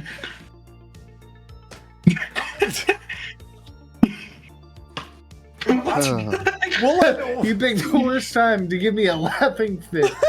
Oh my god. This is starting. You're trying to take a slightly aggressively timed deal because he wanted to make you wait until tomorrow into a full-on stick-up in a robbery so that you can pay this man for a weapon. Yeah. I love this crew. God, I'm so glad we're back playing Neon Inferno where the most unhinged shit happens under my fucking table running. Oh god. The Okay. exact scenario for Whiskey and Scrappy is, it is like the 3-year-old little girl with the Great Dane that is pulling her across the yard. Yeah, There is no stopping the dog. Well, Mark literally just said, "Good and plan. I do not think these words mean what you think." So we'll let the dice speak for this, though. I'm not going to editorialize any further than I already have. Go ahead and roll me your tactics. Yes, this is something that you can kind of begin breaking apart for yourself. Yeah, 15. So, you know, if you were to go in there, pick the lock, and this guy hears you, you're probably going to lose any advantage you have to doing this deal. If the deal is even there to be done at the end of the day in the first place. If you kind of go with what Scrappy is suggesting, which is we make an excuse for why we're here so late, there is a better chance that you don't get shot. So, tactically speaking, playing this more socially toward this guy, with deference toward this guy, probably the wiser option. One of these options could lead to you dying at this guy's hands if he has anything worthwhile in that stash of his. Okay. Yeah. So, all right, but Scrappy, I'm gonna be real with you. It's probably not a good idea for me to be the one knocking. I know. I also have metal hands. They're noisier. Okay. So, after you. Beautiful. So the two of you enter the Crash Apartments, and with that, we are going to take our break. We are already at the halfway point time-wise for tonight. So, downtime. How I don't miss this at all. This is going great. With that said, everyone on Twitch, we will be right back. Hi everyone, Editor Emmerron here. Do you need a new RTG book that is our Talsorian games for you uninitiated folk, such as Cyberpunk Red, Shadow Scar, which is going to have its core rulebook releasing quite soon, or quite possibly in the very near future, Fossilized Violence? Well, you've come to the right place. You've found a deal. My code Emmerron at checkout at talsorianstore.com will get you 10% off and get me a small kickback. So both of us get to win. You get a deal on things you love. I get a little money and the channel is supported, and it goes a long way. So I would greatly appreciate it. All that said, back to the video. There we go. Something is better now. I came into a black screen. I'm like, why do I see nothing? Oh, that's the wrong scene in OBS. All right, we're back, everyone. Thank you for your patience. With any luck, I will remember to cut that out for YouTube, so you'll be like, what the hell are you talking about, Emmerron? that's the idea. Anyway, to quickly get us back where we were, Whiskey was leading the charge into a Connapt in the center of Old Japantown on a quiet little street that looks to be, not super corporate, to meet up with a gun dealer who has a Militech Sheriff, which is a basic ass gun that just about anyone could find. And rather than finding it herself, she is elected to buy it forcibly, if necessary, from a gun dealer in the middle of Old Japantown in the middle of the night. And It's about the principle. yeah, Scrappy is right there alongside her. So let's see how this goes, everyone. So you guys walk into the Crash Apartments through the kind of front. You could call it a lobby. That wouldn't probably be 100% accurate. It's mostly just a kind of an entry building with a low desk. It doesn't look like they've got any kind of security posted there. You don't see anyone behind the desk, and just kind of walk in. The one thing that might thwart you ever so slightly here is there is a small electronic lock at the back end of this little outbuilding that serves as kind of an entrance into the Connapt complex itself. So, you do have a tech. So, do we want to just try and bypass this lock, or what do we want to do? Well, Scrappy. Hey, I first look around. Are there cameras? Roll me perception. Could I also? Yeah, Perception. absolutely. I'd like to think I'm keeping my eyes out. Beautiful. So Whiskey, so Scrappy, you don't see this. You kind of glance around, but Whiskey, you see just kind of obscured by the darkness in the upper corner of the room here, a very small little ceiling mounted fixture that you recognize just in the nick of time is indeed a security camera. Yo, Scrap. Up there. Yeah. Figured there would be one, but Yeah. I mean, Tell me what you want to do before the intrusive thoughts get to me. what I would like to do is go back to bed, but Well, I will.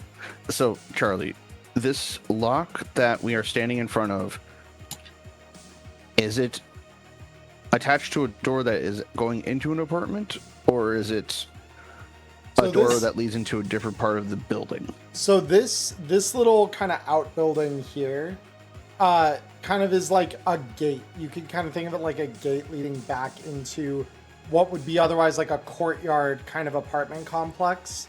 So this building is just kind of a pass through, it looks like, so that residents have some modicum of security in the complex beyond it. But like this leads into like a small courtyard, and then the residential apartments kind of stretch upward in every direction from there.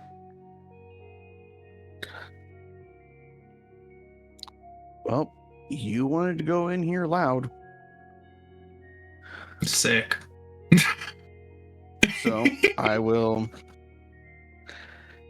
attempt to interact with this electronic lock. Okay. With, let's see, I have a lockpick finger, I have a ballpoint pen, I have a tool hand. I mean, your tool hand would have the basics necessary for you to electronic security tech this. Because that's got probes and things like that in it that would allow you to short out circuits and things like that in whatever configuration was necessary. So would I add my field expertise to this or no? Yeah, you can add your field expertise to this. Ciao. Oh my god. So here's the funny thing about the way that you go about this. You recognize this lock actually pretty quickly. This is one of those older, cheaper models. And bypasses for this thing, like 15 years ago, you'd have probably needed a few minutes to tear through something like this. Nowadays, with all of the advancements in near field tech and stuff that have been developed, there's a little trick you can do. And because you have an agent, this becomes even easier. Where you basically just overload the thing and it looks like you're basically just tapping in like a resident. So this actually doesn't even look all that out of place. Unless someone on the tape really knows what they're looking for.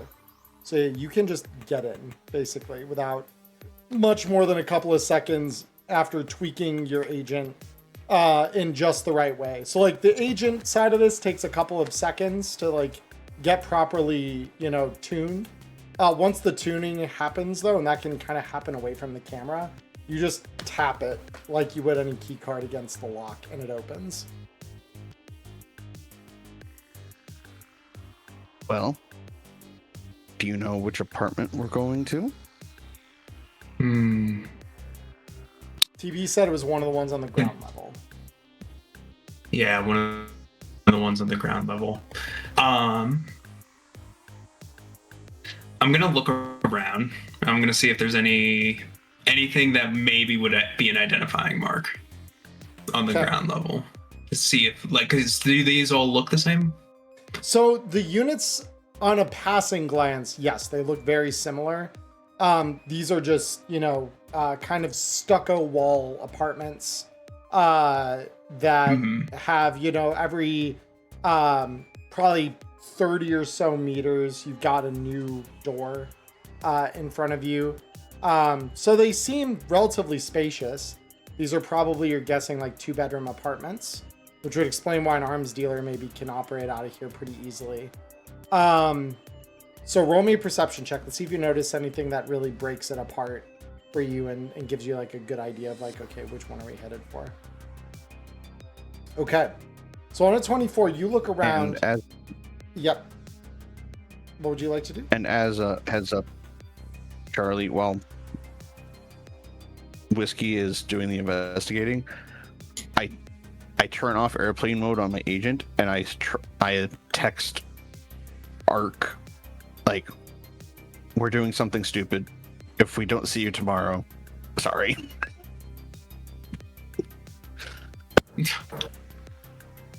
A text message. Interesting. Hey man, I have an agent. I don't have... I know. I guess. So yes, Ark doesn't really have a ride. classifies as a text message for actions and whatnot, but it is definitely a shorthand message of just, hey, we're doing something stupid. If we turns go airplane missing, mode back on, puts it back in her pocket. Yeah, fair. So that's very interesting. Okay. So with that in mind, as you guys walk into the complex here, Whiskey, you look around, looking for anything that really breaks up these bottom level apartments to identify which one you're looking at. And you think after just a moment of kind of spying around and looking, so if I'm not mistaken, okay. So this would be extremely obvious to you if you had infrared vision, but even without it, you've learned what to look for when it comes for like really deep embedded security systems, mini cameras, reinforced locks, things like that. Things that like outwardly don't normally leave a whole lot of traces. You've learned what the little subtle tells are to break those out from the background. And right now you look around and there is one door, fittingly on the furthest end of the complex from where you guys have entered here, that you notice The frame on that door looks a little bulkier than the other ones around it. You also notice a small little circle of glass or similar embedded in the door that very much seems to be some kind of private security camera. And if all that wasn't enough, the last thing you're noticing is a pretty serious looking electronic lock that, even from this distance, just judging from the size of it and the shape of it, looks to be some kind of biometric lock. So this guy looks as though he takes his security extremely seriously. Okay. I'd bet my bottom dollar that is our arms dealer. So Scrappy, if you have any ideas, I'd love to hear them. Otherwise, I'm probably going to do something stupid. Well, my first idea is to tell you to sit and stay, and I will try to go do the talking. Okay. If you insist. But I know you're going to sit exactly a meter behind me and make sure nothing happens. Oh yeah. I'll provide watch. We could just knock on his door too. And that's exactly what Scrappy does, being very king. Yeah. So the moment that you knock on that door, you hear a brief chime open up on the little panel just below you here, and a voice comes through that does not sound like someone who's just woken up, and that's probably your first tell that this is something artificial. The moment that voice comes through, though, you hear, "Hello, I'm here to inform you that the owner of this domicile is currently asleep and would like to not be bothered. If you insist in bothering him further, the consequences could be dire. His Second Amendment, which was once granted to the cities of Night City as U.S. citizens, and has been further reinforced by rattles off subsections of Night City Code, will be utilized. This by is you your only warning." By you or the inhabitant? Yes. Okay. Wow, the intrusive thoughts are And strong with this one. Sorry. if I'm able to converse with this defense program, as it very much sounds like, I would like to let the owner of the domicile know that we are willing to pay extra premium for his time and interrupting his beauty sleep.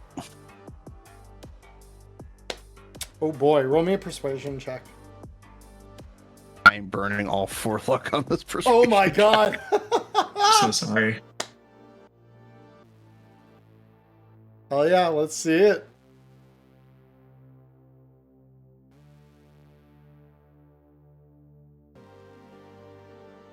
Okay. So That's not enough. You say this, and you hear the speaker respond nearly immediately. I will take your query to the owner of this domicile. However, I must warn you, he does not have tolerance for most people that solicit door to door, least of all at 1:03 a.m. This is to make a purchase from him. Understood. He still does not take kindly to his beauty rest being interrupted at 1:04 a.m. And so with that in mind, The system turns off briefly, and you hear from the other end of the speaker suddenly the less artificial voice, much groggier voice of a grumpy, masculine sounding voice. The fuck do you want at 1 in the fucking morning? Jesus Christ. Me and my compatriot were directed towards you for a very specific Militech brand of gun. We are willing to pay an extra premium for interrupting your beauty sleep. Can we please do this quickly to get out of your hair? Is your compatriot the fucking president of a corporation? Or someone else that has a lot more money than I can possibly do anything with? Scrappy. I can at least offer 1,000 eddies on top of whatever the gun costs. I know it's not much. You are not doing that. Whiskey, shut up. I would rather not have us get shot. Whiskey, roll me a concentration check really quick. Okay.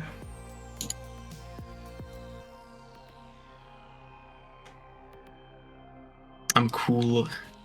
What's up? So the voice on the other end of the intercom does sound oddly familiar to you, actually. Oh? Like, not someone you regularly associate with, but like, you've heard this voice before. It's been a while, but the voice sounds very familiar.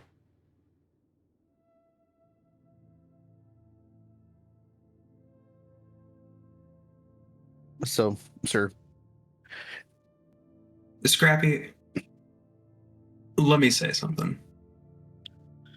All right, this listen is to your me. plan. Hmm? Just hands up away from the door, like, nope.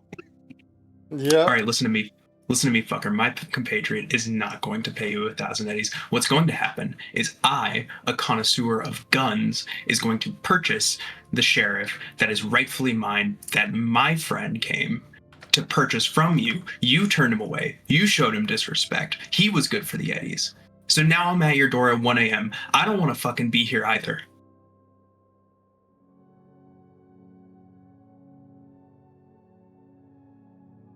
So just give me the fucking gun and we can go.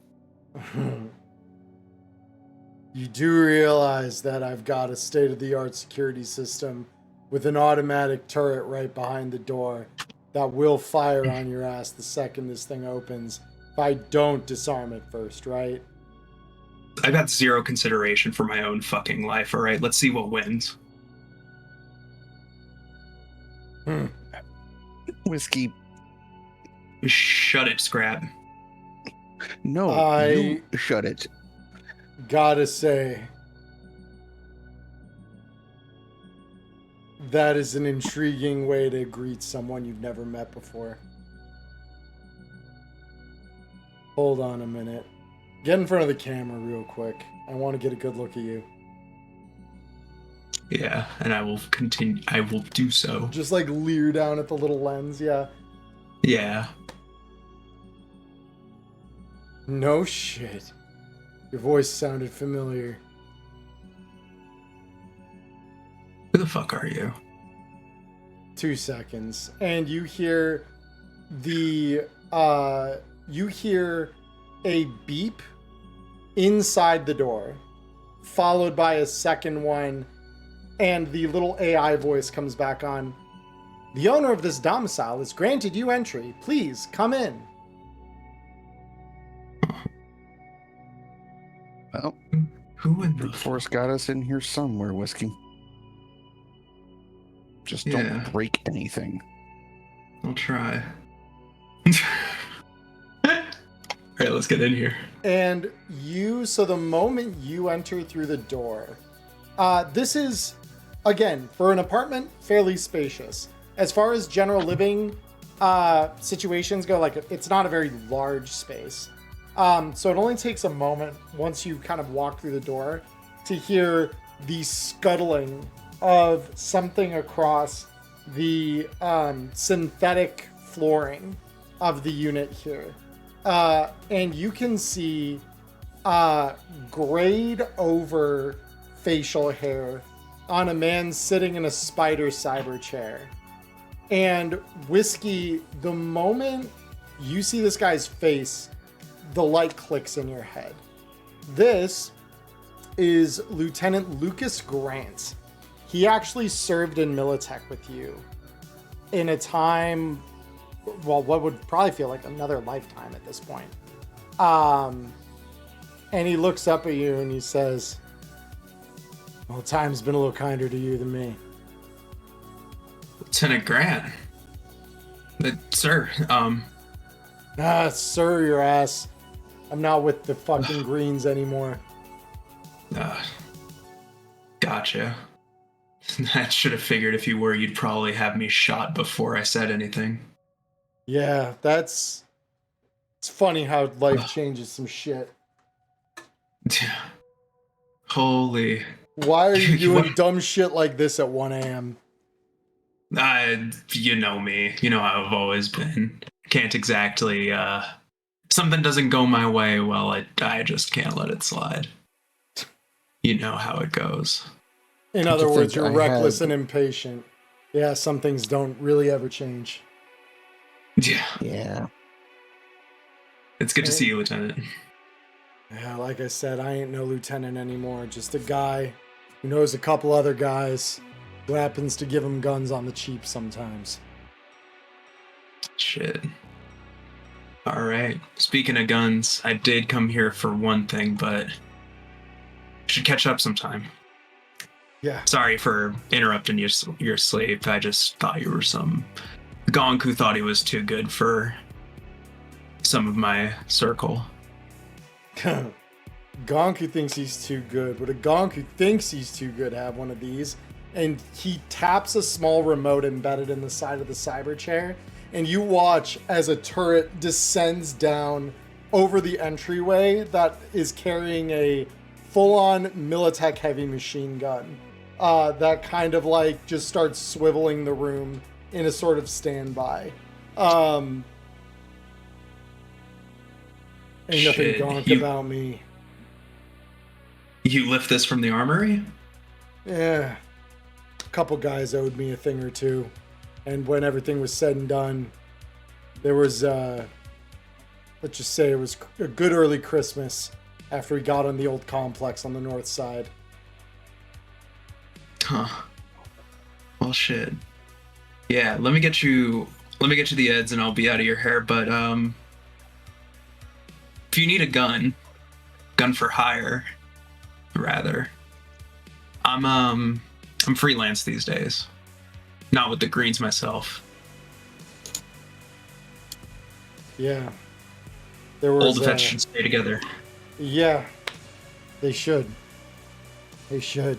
Especially after what this city's become. But yeah. If you got 200 eds, I can get you the gun. That's not even a problem. But yeah. Keep me in mind. Wouldn't mind a beer or two. Right on. All right, Grant. Do you, what do you go by on the streets? Or do you just first name basis? I mean, depends who's asking. The people who know me, Grant works fine. It's my name, been my name. The people who don't know me, though, they just know me as Trigger. Guy who can get him a gun. Usually it is overconfident gonks. I've seen enough of them do stupid shit, even without filed off serial numbered guns and shit like that. So, like, there's a reason I like meeting face to face. Got you. I'll keep that in mind. Well, Grant, I'll, next time I hit you up, it won't be at 1 a.m. All right, here's your 200 eds. Yeah, thanks. Please don't do that shit again. I will fill you full of holes next time. Consider this one a professional courtesy. Duly noted. Duly noted. All right. Appreciate it, Jim. Yeah. Stay safe out there. Yeah, you know I won't. The skulls haven't left the city. Keep that in mind. Ah, shit. All right, I'll keep an eye on my ass. Please. But yeah, with that, the moment you guys turn to like leave the apartment, the door shuts behind you, and very softly behind it, you can hear the little of this little spider chair walking back to probably whatever bedroom he just came out of. So yeah. Yeah. I'm Excuse me, Whiskey? What's up? Who the fuck was that? Oh, old vet buddy. We served back in my time with the unit. He's a good guy. Lots of experience. You can tell by the spider chair. Seen a lot. Yeah, no shit. But if we're gonna have to have a conversation about you bunking at my place, because I don't want to be associated with any greens or yellows anymore. He's not a green. I've seen the spark in Soldier's eyes, and he's lost it. He's not a soldier anymore. He's just what's discarded. Well, I would much rather not have whatever history might be attached to your service follow you. Now let's leave. And Scrappy will stomp off in a huff. Beautiful.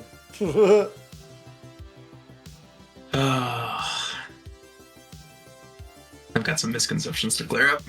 Yeah, just a couple.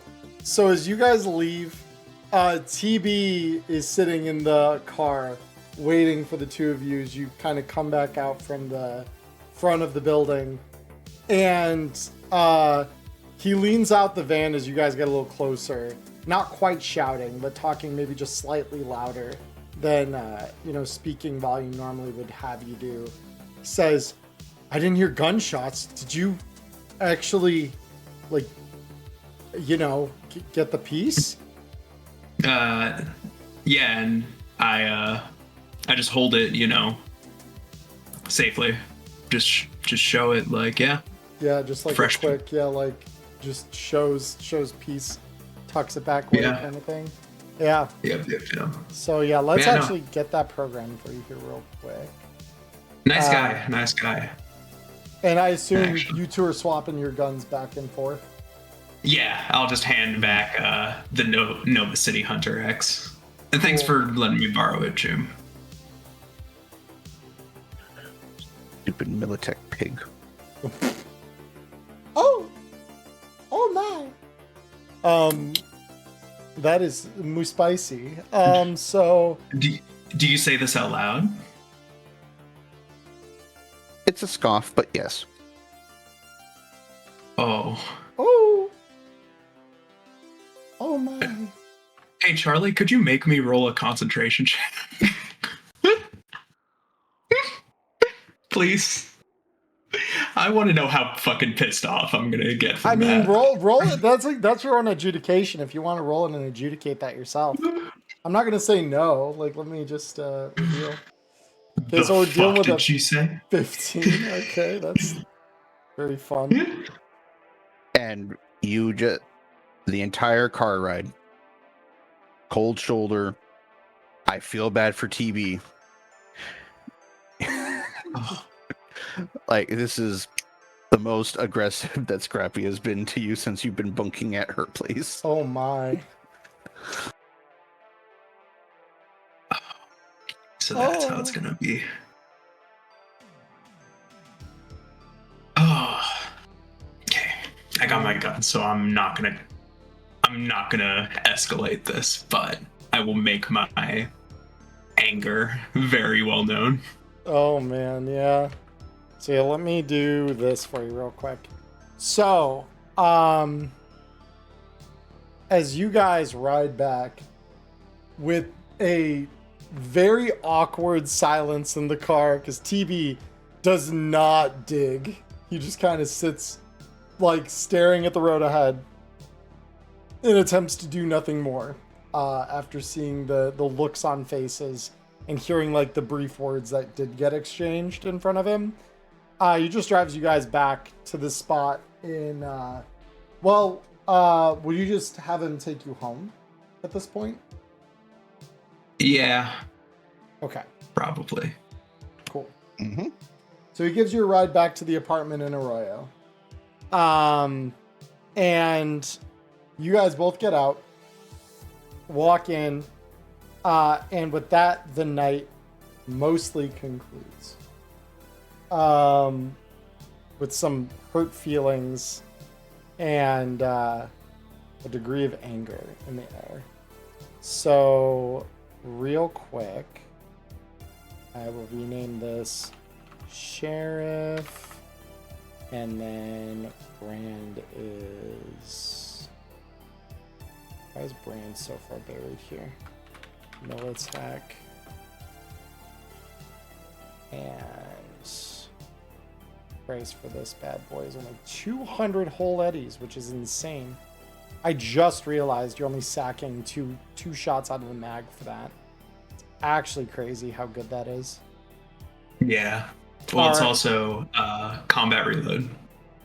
Yeah, no, exactly. That's where I'm like, oh, that's really, for gun fu in particular, it's really, really good.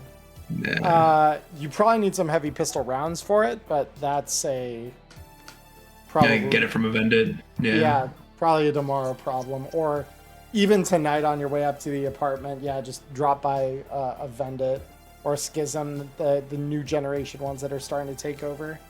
Yeah.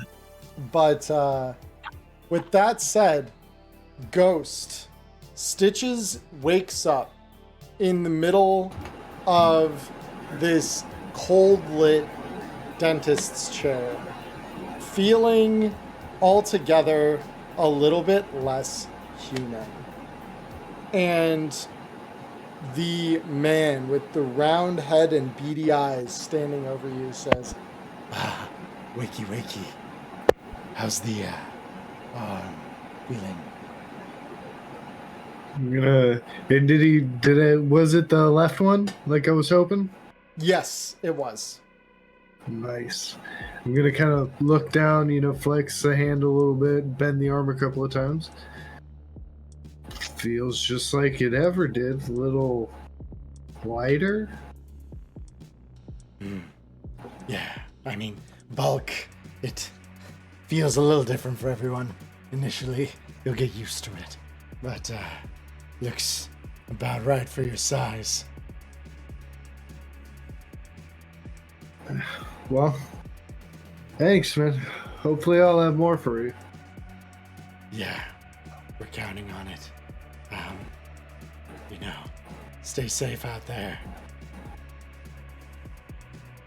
Yeah, safe is boring, Chum. I'm gonna kind of, because I'm guessing I didn't lay down with my hoverboard, I'll scoop up the big ass board and walk out.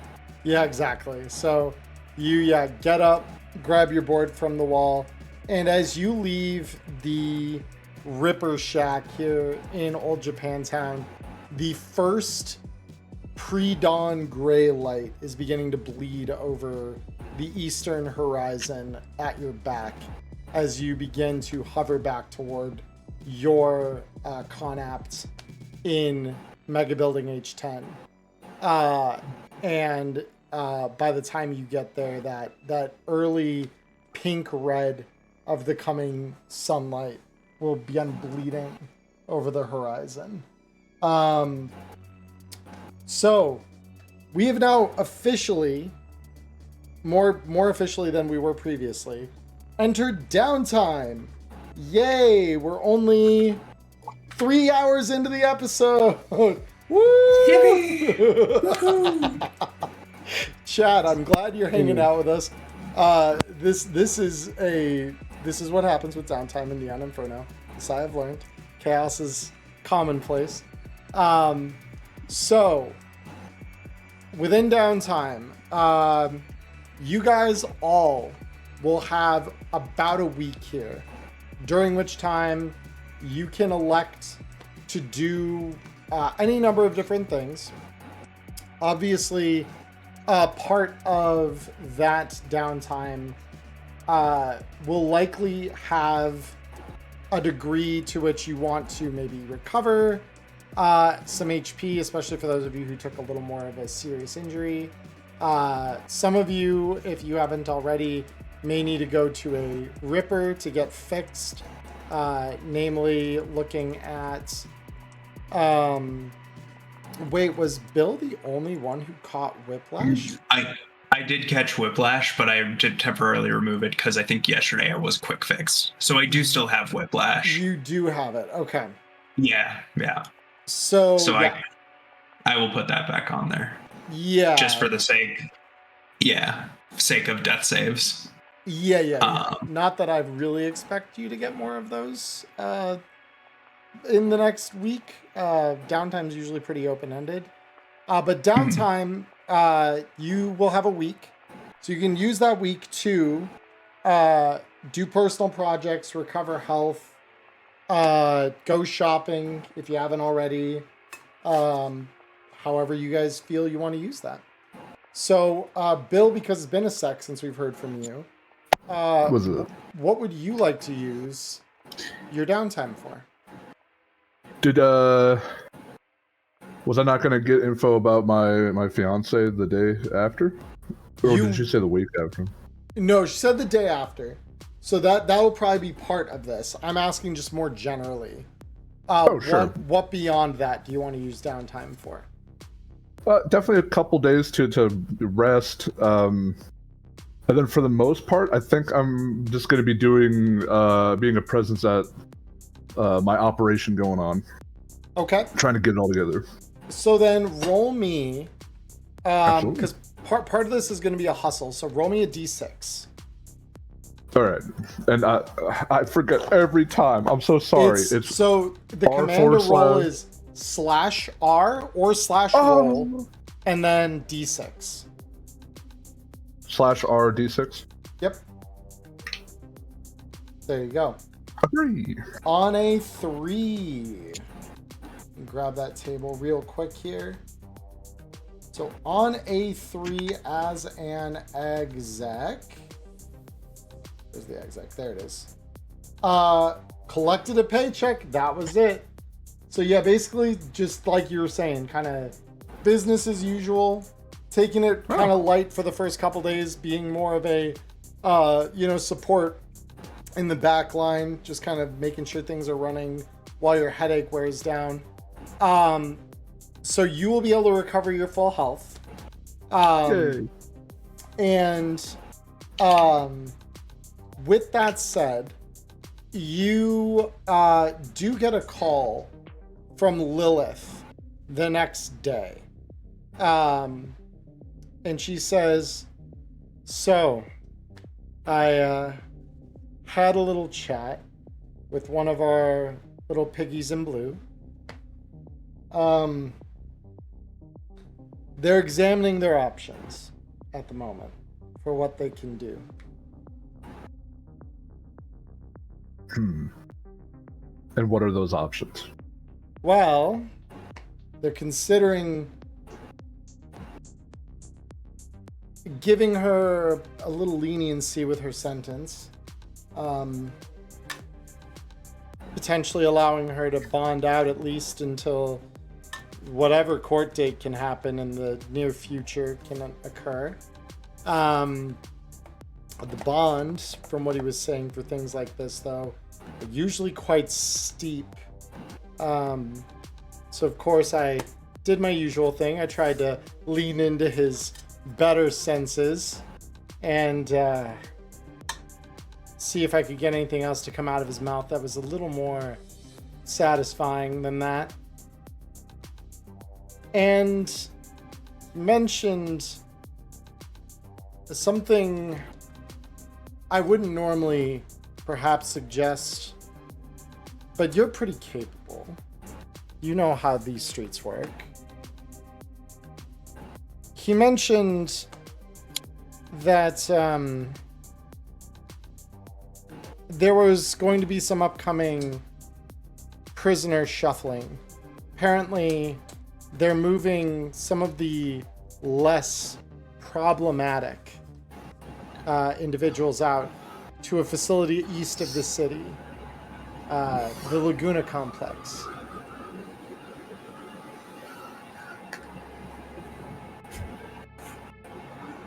So at least she'd be away from the more clearly severe offenders, which I, of course, assured him that I knew some people that would be quite grateful if at very least things could be moved into place so that she could be out of harm's way. Alrighty. What do we got to do to get her out? Well, I see two ways. One of them is playing with the pigs in their mud, giving them their due, and then letting the system work its way out. The other is more suited to an edge runner, a mercenary, generally what a crime boss, I would imagine, would do. You simply take her from the less secure facility when the time comes. I see. He mentioned it might be a little while before they can arrange the movement, but that it was coming. And meanwhile, of course, I mentioned how she was such a dear friend to some people that I know, and they would hate to see something awful happen to her. They're going to double her protection for the moment. Keep an eye on her. Of course, this means you and I are going to know each other quite well because there's payments that come with this sort of thing. The kind that I'm not going to keep up on my own. Not without incentive. You give me a call when you need something, and I'll be right here. Exactly what I was hoping you'd say, darling. Anyway, have a good day. I've got to go clean out the pig's blood from my lips. And with that, the line goes dead. Ark will absolutely just like take a very just discouraged sigh. Yeah, right. She made it sound so easy. That's the thing. In Night City, nothing's easy. Nothing's ever easy. Absolutely. Well, with that, I think Ark will just maintain his work, just try to keep his mind off of it. Yeah, he'll just make sure that his current operations still, if not just chugging, but improving. Yeah, exactly. So yeah, you just push, get product out onto the street, work the angles you can to make your ends meet. You're still very much new to some of the elements of running things. They're probably a little more complicated than you would have initially imagined, but all in all, 300 eddies are yours by week's end for the efforts you do undertake. So you managed to get yourself a little cut of the action. So from you, we now go to Stitches. Stitches, what are you using your week of downtime for? I need eds. You do. Badly. You do. And I mean, like, not hustle worth of gigs, even on the high end. I need to like go gig hunting and get like I can't remember her name, like the one chick that set me up for a job. She knows I always need eds. She used me for her job. Now I need another job. She knows I can do shit. She does. Are you gonna give Lilith a call? Yeah. Let's see if she's got work for me. Got work for you? Okay. So you call Lilith up, and she says, Stitches, we just saw each other yesterday. What could have you knocking at my door again so soon? Looking for more work. You're a busy person. You've always got stuff that needs to be done. you always need somebody under your thumb that does it. Well, I need to just do more things anyways. I need heads. Seems to be a common problem in this lovely little city of ours, isn't it? Everyone needs more heads. Well, depends what your appetite for work is. I've got some small-time work, but it sounds like that's maybe a little bit below your interest, judging by the desperation I think I hear in that voice of yours. Oh yeah, little small-time weekend gig isn't gonna cut it. So what kind of weight class do you want to punch in?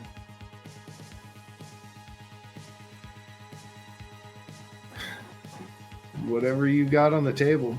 I mean, those guys that you set me up with the last time, like, their crew wasn't too bad. I could probably give them a call if I need it, but... This is the sort of thing that's going to take me a few days to pull together, you understand. But there are some goods that, if my intel is as reliable as I think it is, and it usually is, there's a stash. Some really interesting prototypes that are getting shuffled around. Problem is they've got a couple of men in skull masks looking over them. Now, normally, this is the sort of thing that I would take to one of the heavier weight fixers. They take their cut, I take my cut, and at the end of it all, hopefully there's enough money left between it all to make the ends meet. However, if you're willing and confident enough, what's a couple of Darfur mercenaries going to do to you? Darfur company is more of a pedestal nowadays than they are an actual threat.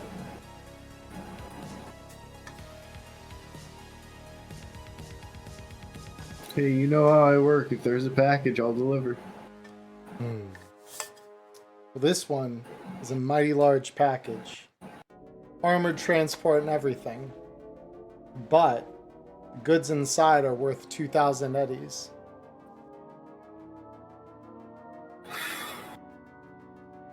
And that's 2,000 eddies in your pocket. The goods inside are, if my intel's right, worth far more than that for me. Oh, yeah. But I'll even give you first cut if you can deliver. Of course, like I said, them skullheads are still eyeing it. They've got their eyes nice and glued to it. Well, those deeds come through, you just pass them along to me. I'm sure we can get something worked out. All right. I'll start running the numbers. Mir Stolas will give you a call later this week. No. Alright, well. Hopefully I'll talk to you soon then with more good news. That's the hope. So, the line goes dead. Darfur Company is unnamed. Roll me a d10 really quick. Let's just see how much Stitches knows about those guys.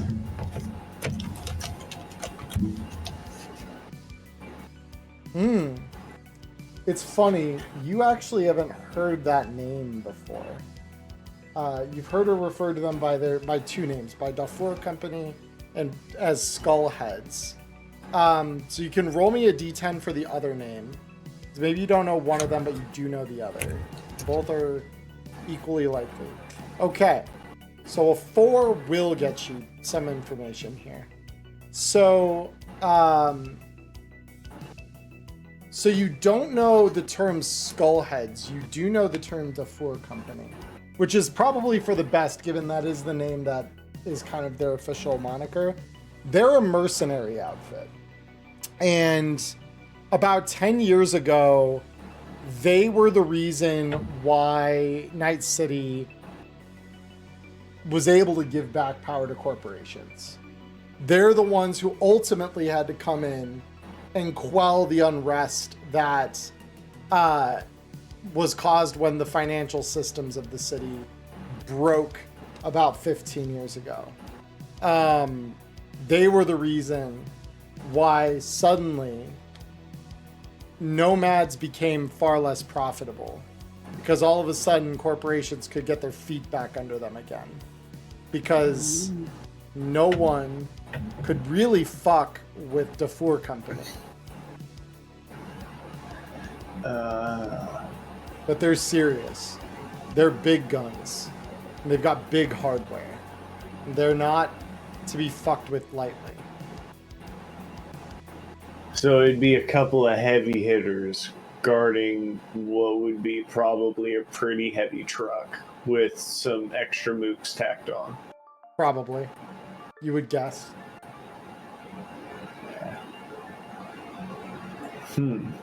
Well, even still, after seeing the massacre that we put together the last time, I feel confident in that crew that I just worked with. So I'd put together a group message and say, hey, tomorrow or the next day, can I swing back by that office you guys showed me?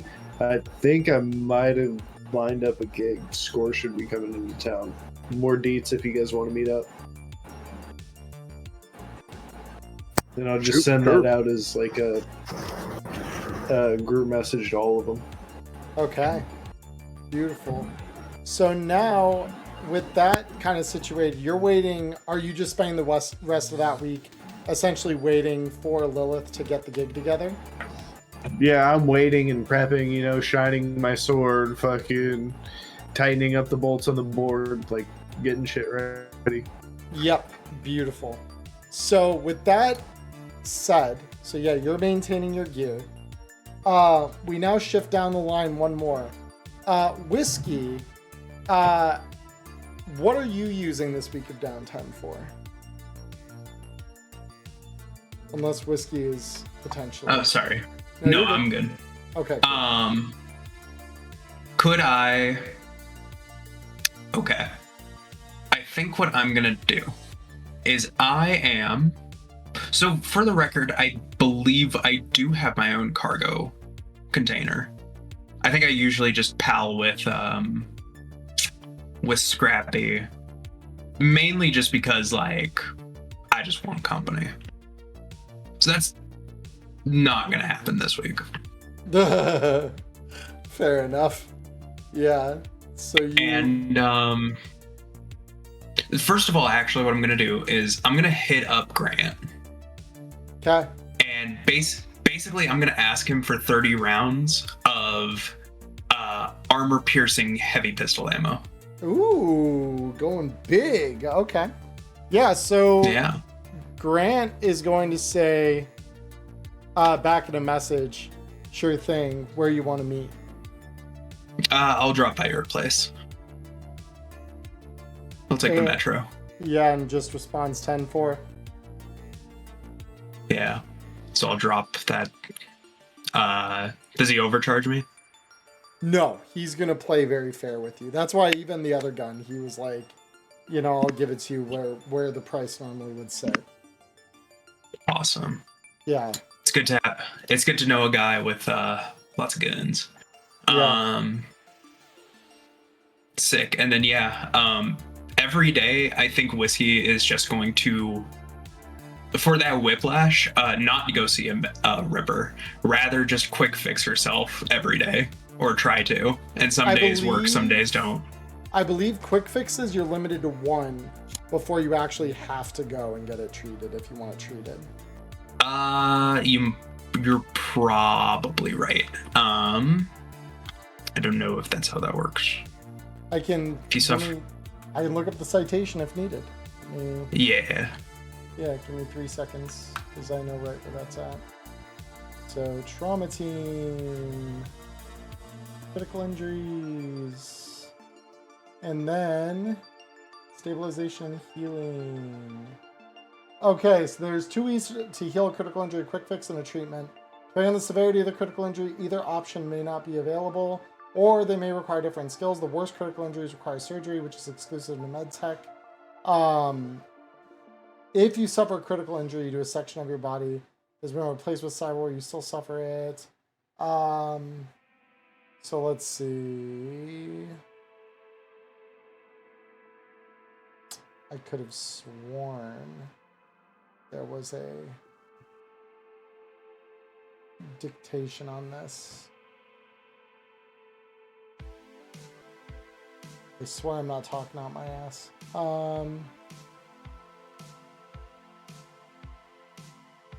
Yeah, I don't mind spending the 4 hours and whatever money it takes. I'm just like, I don't know if that'd prevent me from hustling.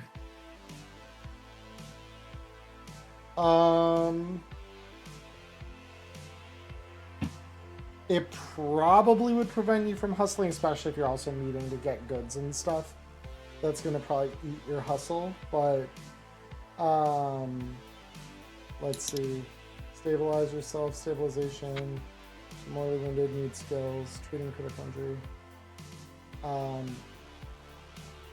Takes a minute.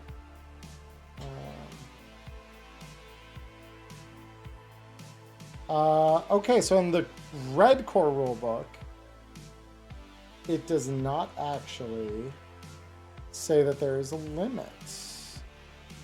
I'm just gonna double check that. Let's see, can stabilize themselves.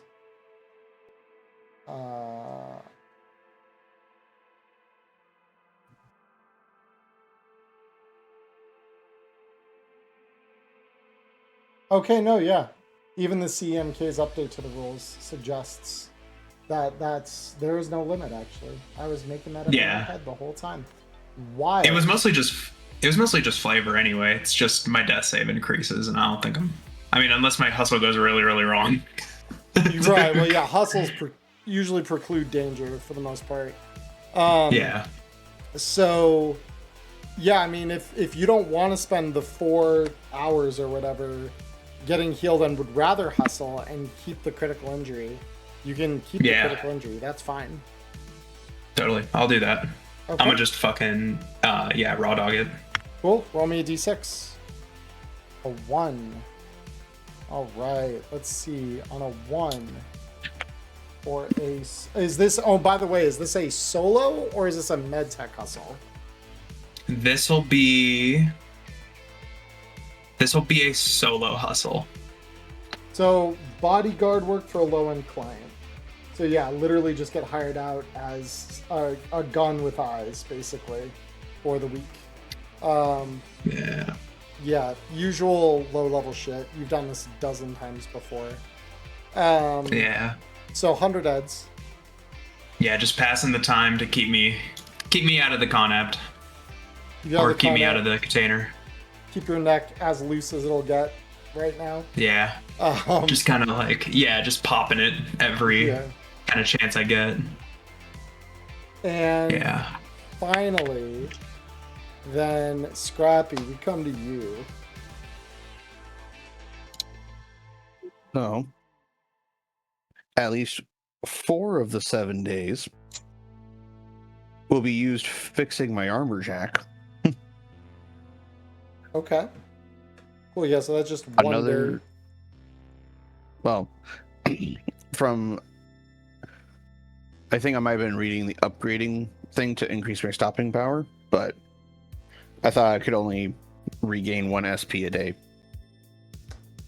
No. So, fully repairing an item is just requiring a roll for the type of item that you're repairing, for the tech that is governing that.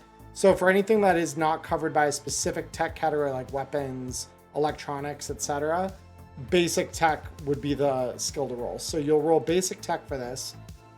In the materials to make the repair on this, I believe this you don't need materials. Hold on.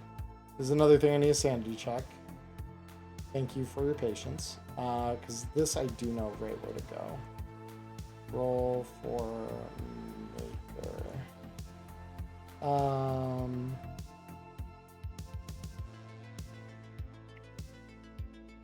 Oh wait, no, it's not maker. It's under the skills list.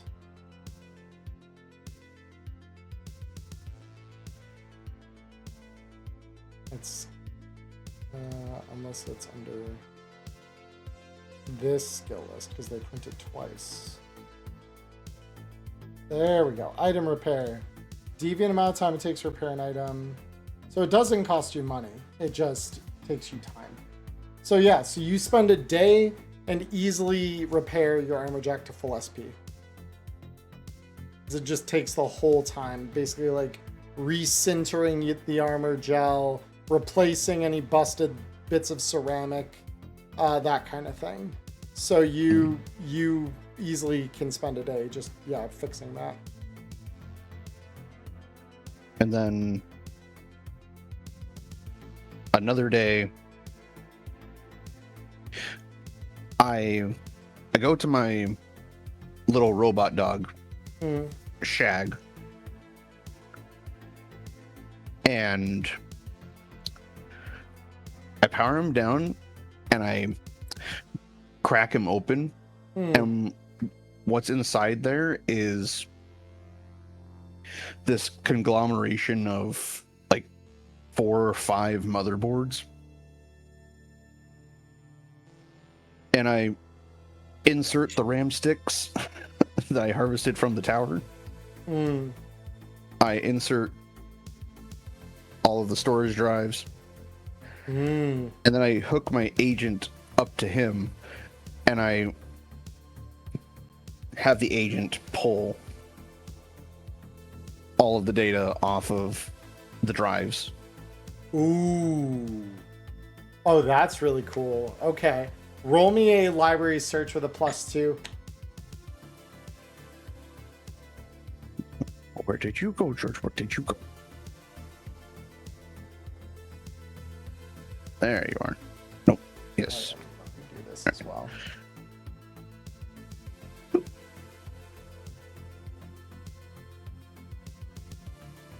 Okay, 16. So your agent starts sifting through the details of the drives. And was there something in specific that you wanted to output to you? Like, were there specific file types or information you were having it look for? Well, initially it was still looking for the exact details of where Ark's missus went, if she was actually captured by the Maelstrom anyway. But no, she was taken by the NCPD. Like that's a pretty well-known fact. Well, Scrappy wouldn't know. Yeah, fair. No, that's fair. And so that query would come up 0 for like anything related to her. But the other ones would be regular den spots for the Maelstrom for things like car parts or cyberware. Interesting. So cyberware, there's a couple of little trade deals for cyberware that are notated within the system, albeit very few. Most of what you find on here, when the word parts is searched for, are parts of a body in a more like esoteric or religious sense. Parts of the whole that we must become. There's a lot of like religious zealotry in the mix of everything, which something about that doesn't super shock you with the way that Maelstrom can be. They're kind of off their gourd half the time. But there's a couple of moments where there's this almost shockingly lucid like business discussion with Flenzer's user ID being used to seal the transaction with someone who has goods for sale. A lot of it is exchanging for second-gen cyberware that's become a little harder to come by. And then eventually, hey, you know someone who can get me a neuroport, right? And someone says, shit, Preem Chrome like that? Fuck, I don't know if I can do that for you. To which she replies, just get it done. I know you can, and I've got the fucking money. So it seems the neuroport is what made her go cyber psycho. Because after that, it's all religious ravings the whole way down. Until, most notably, there was a message that she received. And judging by the time on it, this was only a short, maybe hour at most. It's hard to kind of pick apart the time exactly that you guys got there. But judging from roughly the time of day that would have been, is within an hour of you guys getting there, there's that last message, the one that was still pulled up when you open the computer, that says, hey, you're in a dream, wake up.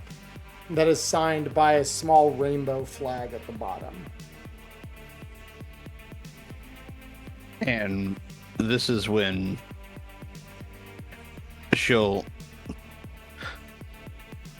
go Shag, which is short for Shag-E. Yeah. The name of the AI that's shared across the agent and the dog. Yep. I'm going to need you to surf some pretty rough places for that rainbow. I mean, rough how?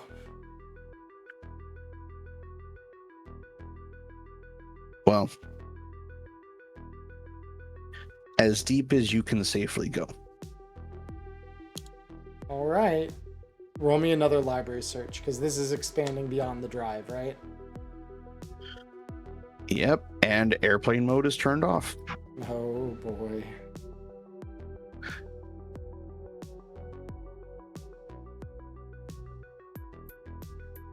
Okay.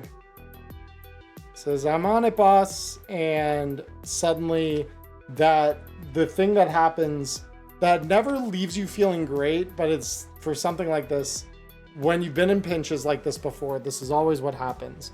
Suddenly that little dog just kind of goes limp and kind of falls to the floor. Not hard or anything, but just enough where it just kind of goes limp. And basically looks as though it's completely dead for the duration that your little rogue AI in a box is going out on the net searching for whatever it can find related to that little mystery. And so would you let that go on for the week if it took that long? Or would you try to call Shag back at some point? I'd probably let it go for 2 days. Okay. And then after that, would probably ask him to look up information about a Lieutenant Grant. Gotcha. Okay. So so it does run for those full 2 days before eventually you like send the like hail signal to bring it back.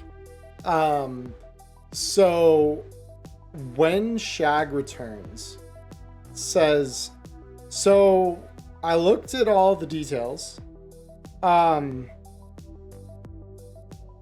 are a lot of very generalized references from queer community sites and things like that that feature that particular flag, but none of them seem tightly identifiable to a single person or organization. So it's likely some kind of understood thing between either someone in that building and an outside force, or possibly a spammer, or possibly something else, but it's hard to nail it down. Well, at least you came back in one piece this time. I didn't have to partisan your code. Yeah, there wasn't even any kind of lookers, ice, nothing really to speak of. So then, at that point, the search on Lieutenant Grant. Roll it. I literally just clicked on it. There it is. Okay, there we go. So this time round, you put out the feelers, and it takes... Shag doesn't even need to lead the agent to do this one. You see, like, it's maybe for a minute or two that Shag kind of gets focused on that and then says, all right, so I have some information about Grant. Seems like the guy served in the old Militech installation here in the city before the bombing that took place about 18 years ago. After that, it looks like he and Militech served together, or he served under them, more appropriately, above the table.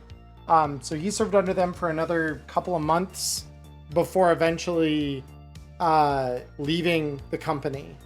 And from the sounds of it, he hasn't had any steady above board employment as far as anything on the surface net would suggest since.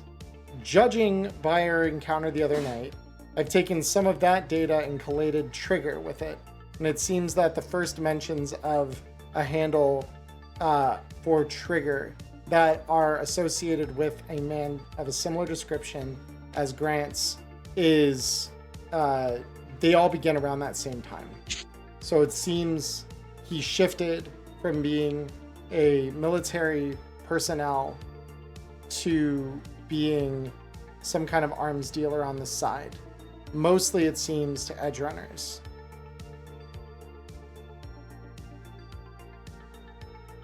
And Scrappy will let out a sigh of relief that everything that was said that night was true. That Whiskey wasn't in danger of getting pulled back into the life of Militech. And with that, the last thing I'll ask Shag before he settles in my agent and I remove him from the canine apparatus, I'm going to ask him to try and hijack that Flenser account. And and this is cool because you actually just have the drive still plugged in, so it can try to brute force it. So let me roll me an electronic security tech check, because this is something that you can kind of like set up your AI with a baseline that would allow it to potentially breach here. Beautiful. And then with your field expertise, that would end up with a +4, right? Yeah, so it'd be a 21. Be a 21. Okay, cool. So you have Shag breach it. It does take quite a while, a shockingly long amount of time for what you've seen of Maelstrom and similar kind of scav nets before. But eventually, by the end of the week, the credentials for Flenser's email accounts and other kind of like surface net accounts, such as Garden and NC Metronet, have been seized. So you do have access to all of those accounts.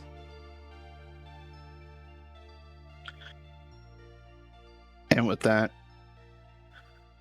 I'll take the agent off, close up my dog. Mm-hmm.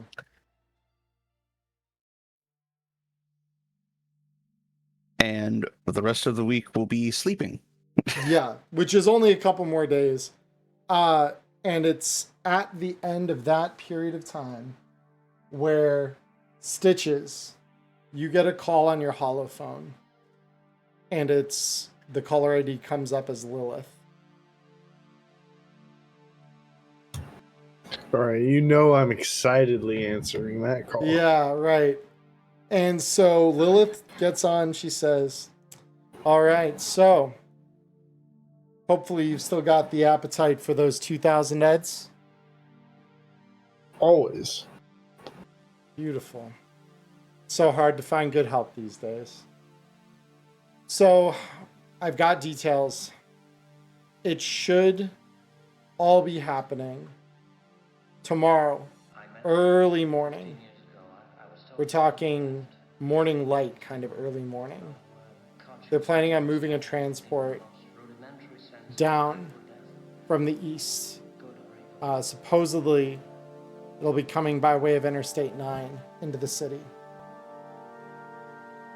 Ideally, you'll be able to hit it before it ever reaches the outer limits of Night City itself, between the border and the city. If you can get that done, if you can get into position, know if you know any nomads that have been out that way, or maybe have some information about best spots to lay low, then perhaps you stand a chance of getting this done. Inside this convoy, there will be 3 vehicles. The middle one should have what we're looking for. The other 2 are going to be armed to the teeth. We're talking machine guns. We're talking troops. The center one should only have a driver and should be relatively lightly armed in comparison. Inside, there should be several crates. I need all of them, carrying different kinds of hardware. Most of it military spec. Those crates are to be unopened. I don't know if they're booby-trapped or if they've been rigged anyway. I want Stolas to look at them before they're opened. If you give me the crates, I'll arrange a meeting spot with you other than the circle. We can do that, and you can get that done. You and anyone else you bring with you. 2,000 eds up front, and once we get the crates open, we'll give you guys the first pick if there's anything in there that you really want. I'll even cut you a little deal on it. All right. Shoot me over. Well, I guess. Well, no. I guess I'll just get the crew together and give them a quick briefing. Hopefully, they can all get set up on such short notice, but we'll get it done. All right. Yeah. Play your cards right. Don't die. You know I can't die just yet. Let's hope that energy carries you. Good luck. And with that, the line goes dead.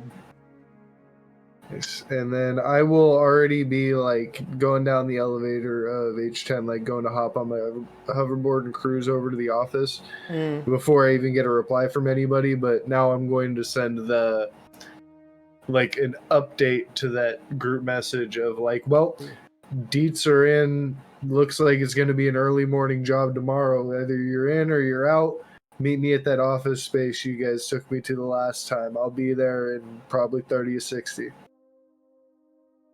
2,000 eds in it for anybody, and first pick of what I'm guessing is going to be some nice prototype military gear. Yeah. All right. And I'm going to save the risks for when they're actually there for the briefing, so it's already too late. Fair enough. So yeah. So you're just scooting on over. And with that, with the stage set in place, so to speak here, the gig promised on the horizon, I think that's going to be a good spot for us to call end of session, because we're running right up against time as it stands right now. So let's talk IP really quick. So this will not be group IP for the purposes of HQ stuff. This will be just individual IP. However, everyone role played. Everyone had a good little session today. It's been fun getting to play a little downtime with you guys, even if some people got a little more time than others. So I am going to be awarding everyone 40 IP for today's session, because we've made a little bit of progress on personal goals, developed relationships, developed some interesting conflicts between people. So yeah, 40 IP for everyone involved. And then next week we'll begin the actual gig that I had written for Sun Bleach, and we'll be getting that moving for you guys. Oh, yeah. All right. So, for those of you who are watching us live on Twitch, don't go anywhere. We will be right back for a little after game chat for anyone here who wants to join me with that. Of course, if you are watching this over on YouTube or Spotify, please feel free to come by and watch live if you can. We do this live every Monday night at 6 p.m. Pacific, 9 p.m. Eastern. I'm UTC -7, so I'm neither of those. So somewhere in between for everyone else, or, off of either end of that spectrum. But for everyone here, whether you're here with us live or you're watching this recorded later, I hope all of you had a good time, and I hope all of you have a wonderful morning, evening, or afternoon, wherever you are in the world. Stay healthy, stay safe, and until we see each other again, peace.